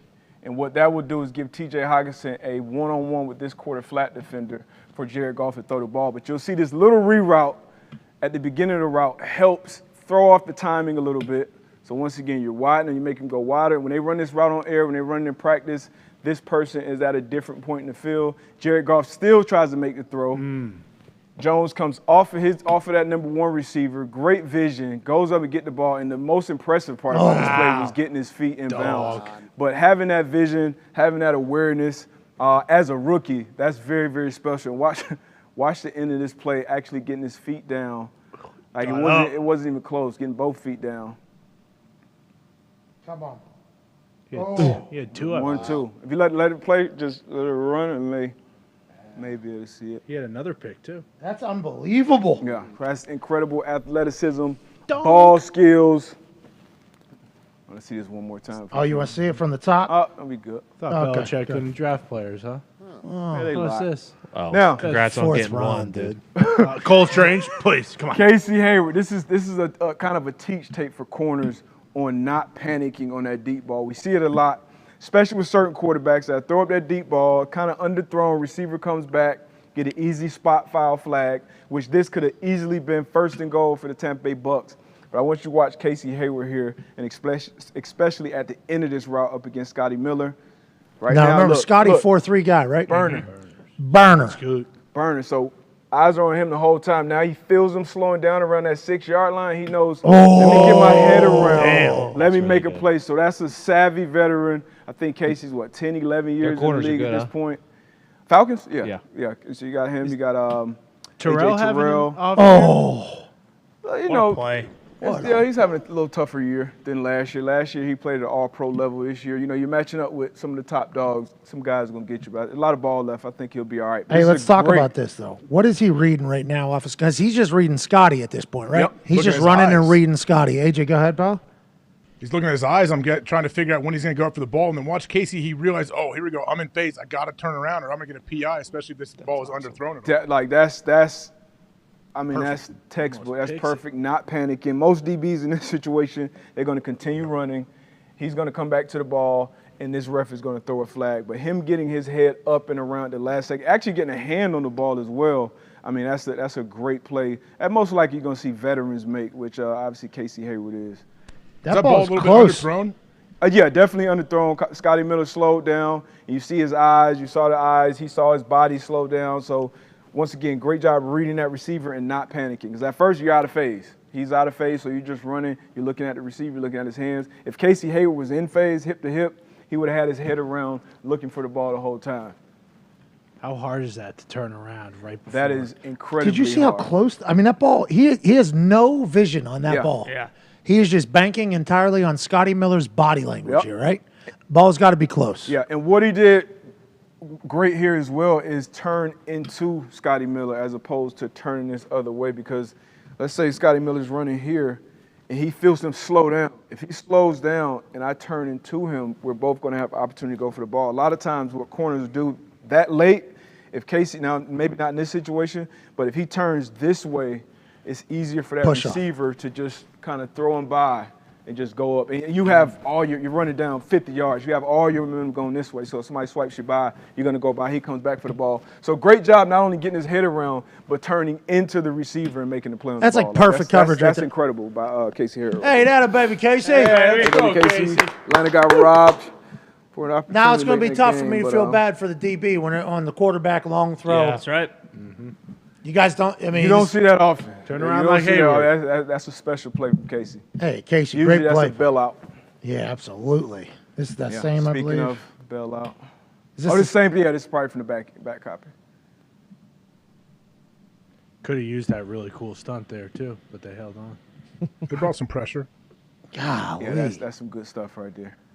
I mean, that's like perfect coverage, right? That's perfect right there. Ref was probably ready, like, okay. well, shit. Yeah, what if this ref was like, damn, what a He fucking wanted- He was- had his hand on the flag. Probably. I was going to my say, God, how many refs do you think would still call PI on that, though? I feel like No. there are still some guys He who turned around. They're How many looking turned around? for that head turn. Like if that corner turns around and it plays that ball, usually they'll let it So go. even if there's a little contact, Yeah. but he gets his head around, they'll they'll let that it go. incident. Yeah, because we have a right to the ball too. But if we're not playing the ball, and the receiver, a smart receiver, even if I have no chance of catching that ball, I just turn around and come back for it because it's automatic flag as soon as any contact is made. So Casey knew he made a great play. Who we got? Arizona Cardinals against the Philadelphia Eagles. Now, this is a play that we see, I feel like almost every week we talk about this play. Crossing routes against cover 3, right? And a lot of times cover 3, if you're matching guys, it basically turns into man-to-man once this guy clears the underneath defenders. So, number one, James Bradbury, obviously a great addition to them, slays and coverage up top. But his coverage, this is not where the interception comes, but just watch his coverage before we even get to the interception on this crossing route from Moore. Like right now, what a good receiver does at that point when they come in on a crossing route, if the corner's in a good position, they'll run up at you. Let's say you're in a good position, they'll kind of get you vertical again and then go back across. It's kind of called a stair step. So that's what good receivers do. And Rondale Moore did a great job of that. But Bradbury did a better job of staying vertical and then putting his foot in the ground and still sticking. Like, that's amazing, amazing coverage. So I definitely wanted to highlight that. But then to this ball, it's an underthrown ball. Not a bad decision, I don't think. We have Hollywood Brown, a guy that can run like he can, but definitely got to put this out in front of him. Great job by Chauncey Gardner-Johnson on making the play on this ball. CJ Yeah, CJ. But he had an opportunity. Kyler had an opportunity there to put this over their head. So I think he was in a good spot with that speed. But where he is right now, if he throws this ball out there, I don't think he can get around and make it. But great job by him having the vision, not panicking, going up, making the play for his team. This secondary unit for the Eagles, this whole team. Hey, you run it back? Defense. D-Butt. Yep. Hate to cut you off. We run it back. Just watch Slay. First off, the athleticism it takes for him. Not Slay. I mean, down here at 24. The original James Bradbury. one. Yep. The fact that he is able to recover, like his hips and feet are unbelievable. Then watch him drive and undercut the route. So if they throw this ball, he may look open. He's going to pick this thing and maybe take it to the house. It might be, it might be picking. We watch this every week. Even running back from the top, even the safety up top. Like these are tough routes to cover in this. Yes. This is why we see him every week. You're running away from the leverage. This is outside leverage, outside leverage, outside leverage. Watch him. Even he does a great job being sticky with his. Like nobody's open at this point. Kyler makes a poor throw, I think, and CJ makes him pay. That's awesome. So good job from the Eagles. Hey, that's why coverage. That's why that hip thing is so important at the combine. Yep. That's why, because you got to be able to literally turn sideways at any given moment. Because old Cuzzy could have cut back out, right? Because he was trying to get him to spin. Yeah. Right. Old buddy was running that route. If I've learned anything through this whole football academy we've been doing, Rondale's trying to get him that way, right? He's just trying to get him to do actually exactly what he's doing. Like, oh shit, he's not going across. He's actually going vertical or out. And he respects the stair step, but he has enough athleticism, to AJ's point, speed, quickness, all these things to stay sticky. Like, that's why they went out and got Bradbury, who I thought it was a great move when they did it. And he avoids this, though. He avoids the receiver running up the seam, too. Like, a lot of guys run into each other there. Yeah, so this was really, really good execution from the back end. Because he could have won. He could, if the guy goes out, I think he plants left foot and is with him. Guy goes left, plants foot and goes with him. Is that good coaching, great athleticism, good anticipation? What do you, all of that? Good coach. That's him being a really, really good pro. A really good pro. And that's who he is. Got this, D-Butt, your DB coach ever got this tailpipe. Yeah, tailpipe. hear That's that? something we talked about with crossing with like tailpipe. lower crossing Like routes that. because it helps you avoid the traffic, right? Teams run a lot of crossing routes to get one person running into the other one. But if I'm running directly behind the receiver, I'm never going to run into traffic because he's not going to run into his guy. And then you get to a point where you can obviously try to undercut him once the ball gets in the air. This is the same game. Cardinals on defense now. Interesting, too. Isaiah Simmons, who was kind of like that Swiss Army knife coming out of college, big kid, linebacker, played some slot. He's been playing the last couple of weeks. He's been their nickelback, right? He's been their nickelback. So that's a big nickelback. So you see him running in motion with Devontae Smith. Jesus. But this is a zone coverage, once again, cover 3. So you got 1, 2, 3 guys responsible for the deep parts of the field. But I want you to watch Jalen Thompson and watch his discipline and coverage on when you're an underneath defender, right? And this is cover 2, cover 3, anything where you're an underneath dropper, zone dropper. Ultimately, as a defense, we want to invite checkdowns. Like, that's what we want. We want the offense to throw a check down, and then we rally and tackle with leverage. So he does a great job continuing to get depth. Now, it wasn't any cheese in front of him for him to bite. But to continue to get depth and having eyes on the quarterback, so vision on the quarterback, so that you're in a good position, a good body position to break when the ball comes.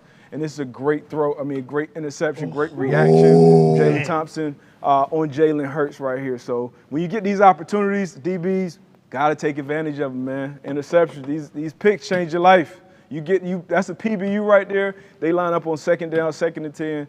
And this offense is as potent as they are, they probably go down to score. So this is a big-time play and gave this team an opportunity to win this game. Did you like that, AJ, huh? Just kind of sat in his zone and then said, Give me that. I love any coverage when you can have eyes on the quarterback. I absolutely want to get to a spot, read the quarterback's eyes, and have everybody break. Bro, let's see how far he goes. And D-Butt, you heard question AJ for say you, get to a spot. That's the first thing. Hey, D-Butt, if Simmons is running and it's a zone, what is that? Why is he running? A lot of times, they're trying to identify man or zone. If you run with it, like, oh, it's man. Yeah, well, so a lot of zones, let's say in the huddle they call it 3-run, or sometimes we used to call it 3-stay. And we would play like 3-stay if we're playing an offense probably like the Chiefs or like the Packers, who do a lot of that jet sweep where you can't really get on the other side of the field and be in a good position to set an edge or do something like Christian that. Jetson. So they weren't as worried about it here. So this is probably just a 3-run call. But I like the fact that they got into 1st and 10. Like, let your players get back to a spot and read this coverage. Now, you saw how the Eagles played it. The Eagles played it more like matching. We're matching and running with these guys. But these are spot droppers. As a defender, you like spot dropping. You get to a spot, you get your eyes on the quarterback, and you make a play. So he was sitting at the 32 there, 2 yards in front of the sticks. Drops all the way back to what, the 38? That's 18 feet. That's a pretty fucking long way. Good play. That's a long way to just kind of make an absolute miraculous play.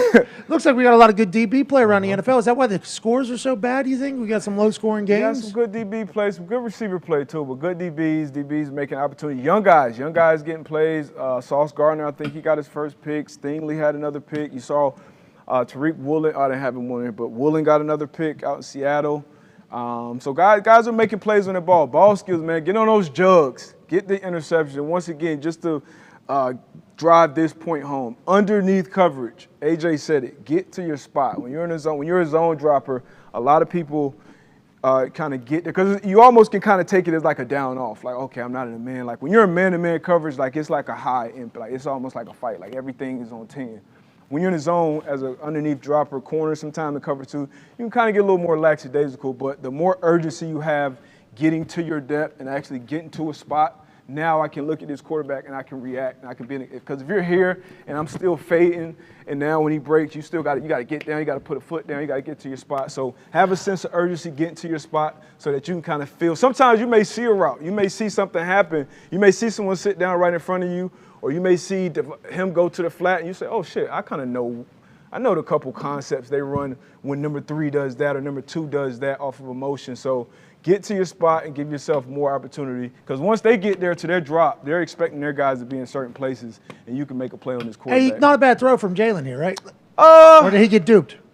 You know, as a quarterback, on the flip side, as a quarterback, they have to kind of feel that underneath coverage. You'll see Brady do it a lot, and now Simmons opposite of him, he didn't really get that. He just like, shit, I don't have no threat. Let me get up there. And I don't love that, but he's up there, so he kind of takes away that check down. This is the only other check down he has, but that's probably where he should have went with that ball. You got to feel, as a quarterback, especially 1st and 10, if the underneath droppers just get out and they're well coached, they get out to their depth. Aaron Rodgers does it a lot. Brady does it a lot. Peyton used to do it a lot. Hey, you just take this little 5-yard dump off, and at some point the defense is going to get more aggressive, and that's when you take the chunk. But great job by the defense. Not a great job. What do you think about this, D-Butt? What do you think about this play? I think this is absolute bullshit. I hope we get a couple of these with Matt Ryan. Hell yeah. But I mean, this is terrible. We got a kick. Try to get a kick to the nuts. Ding ding. Like not as nuts. Man, this is a heartbreaker, man. 2:56 left on the clock. Look at Art. 2:56 left on the clock. What do you think he's saying? Beach somewhere. You know, 3rd and 5. To Connor's point, you saved this play the whole game. And like I had the same reaction. My dad's a billionaire. Why am I coaching football? I slept on the fucking couch when I could have been sleeping on satin sheets my whole life to fucking be a football coach. And now I got this fucking bullshit. Perfectly designed, perfect timing, about to beat the goddamn GOAT in the division. Man. Everybody thinks we stink. Yeah. Dean Pease, man, his defense. Are you? Save that up. Dean Pease, another Belichick disciple. Dialed it up. I mean, this is like, look at that. Like, look at that.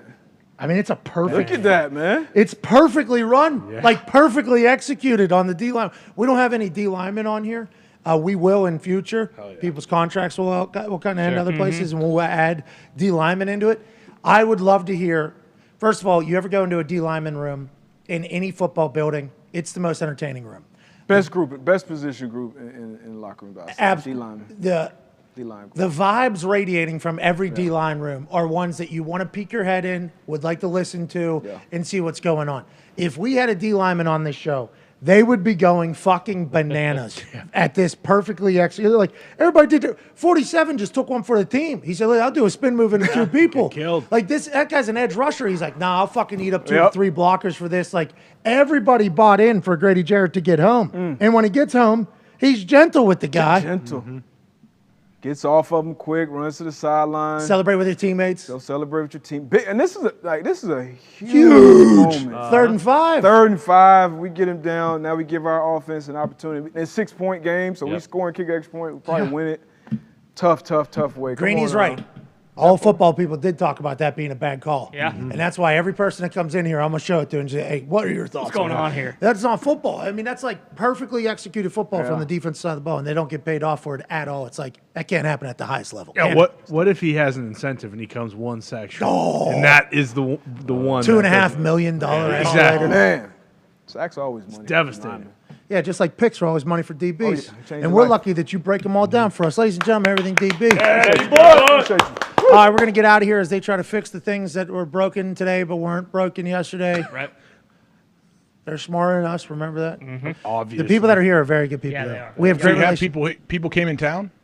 Yeah, the people that are here, we have great relationship with.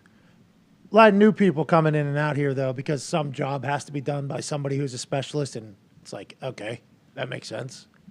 And then they leave, and no shit. Everything's broken. But they probably, I bet they say, when I left, though, it was all squared away. Everything was perfect. Of course, but we have cameras here, and the coincidence just so happens to be like every time that camera picks somebody going into this room, the next show that we have, something's fucked. Yep. So I'm not the smartest person. I can't code. I can't do all the technology stuff. I try to learn as much as possible at all times because I think it's a good piece of information to have going forward, especially with how much money we paid for all this stuff and the people we employed and everything. So I have a pretty, very elementary grasp on how it all works. But the one thing I do know, and I can be a stooge and say, somebody we don't know goes in there.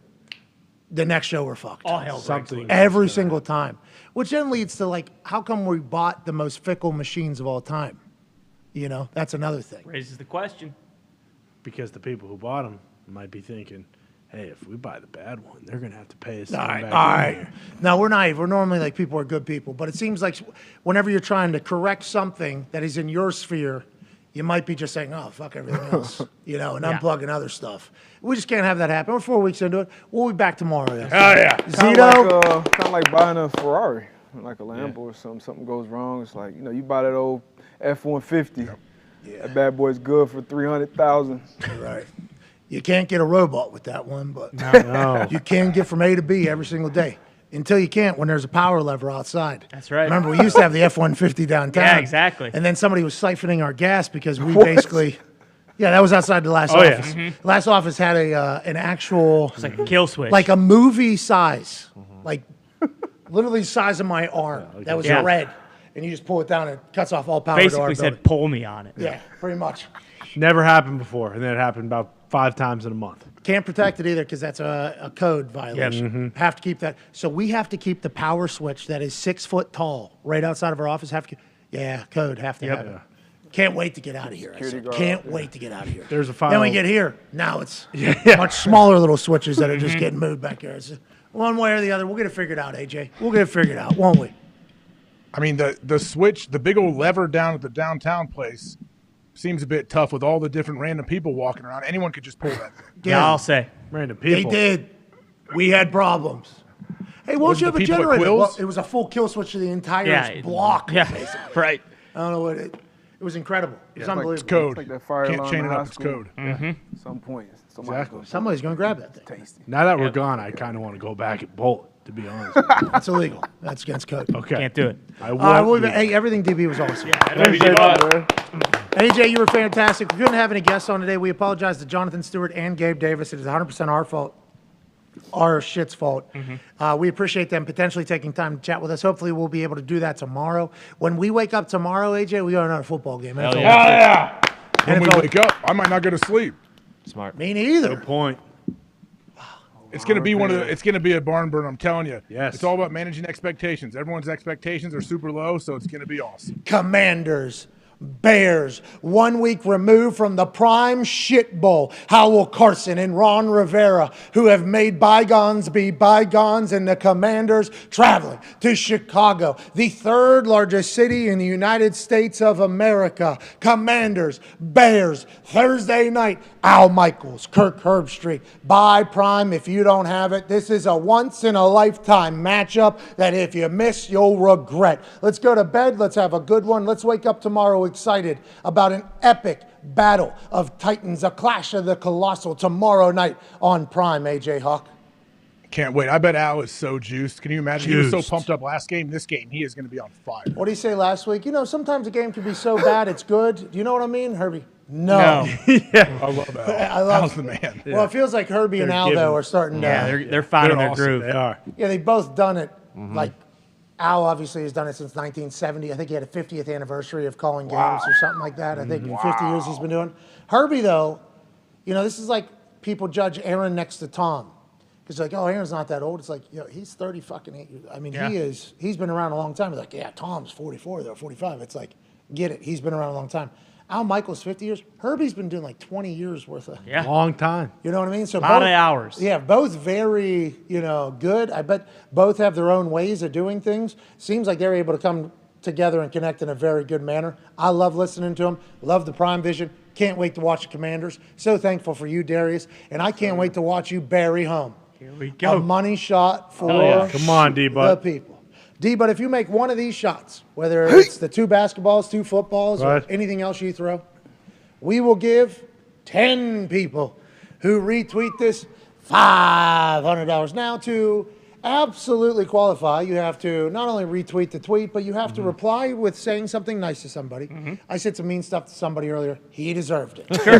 But on the internet, you should say something nice to somebody, a little bit more positivity, and put your cash tag in there. And 10 randoms will win $500 because our guy, Darius J. Butler, knocked down a money shot to end this glorious Winter Wednesday, October 12th, 2022. Come on, D-Bud. Live from the Here Fan we Belt go. Thunderdome. Gotta go back to the bank.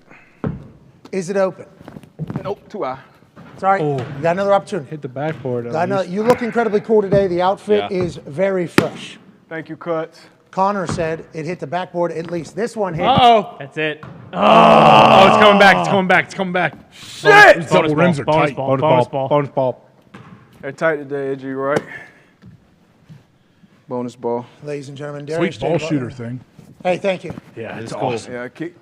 Dr. Dish 1, D-Butt 0. Yeah, Kick my ass. D-Bud won 17 of 50 earlier. Yeah, it was despicable. You gotta get it over the net. It's hard. Yeah, you just got to have a job.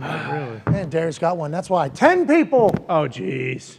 That was a moon ball. Sorry, people. Oh, ball came back to you.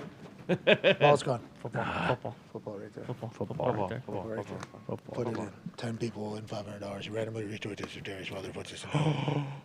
Oh my gosh. Dorsal fin.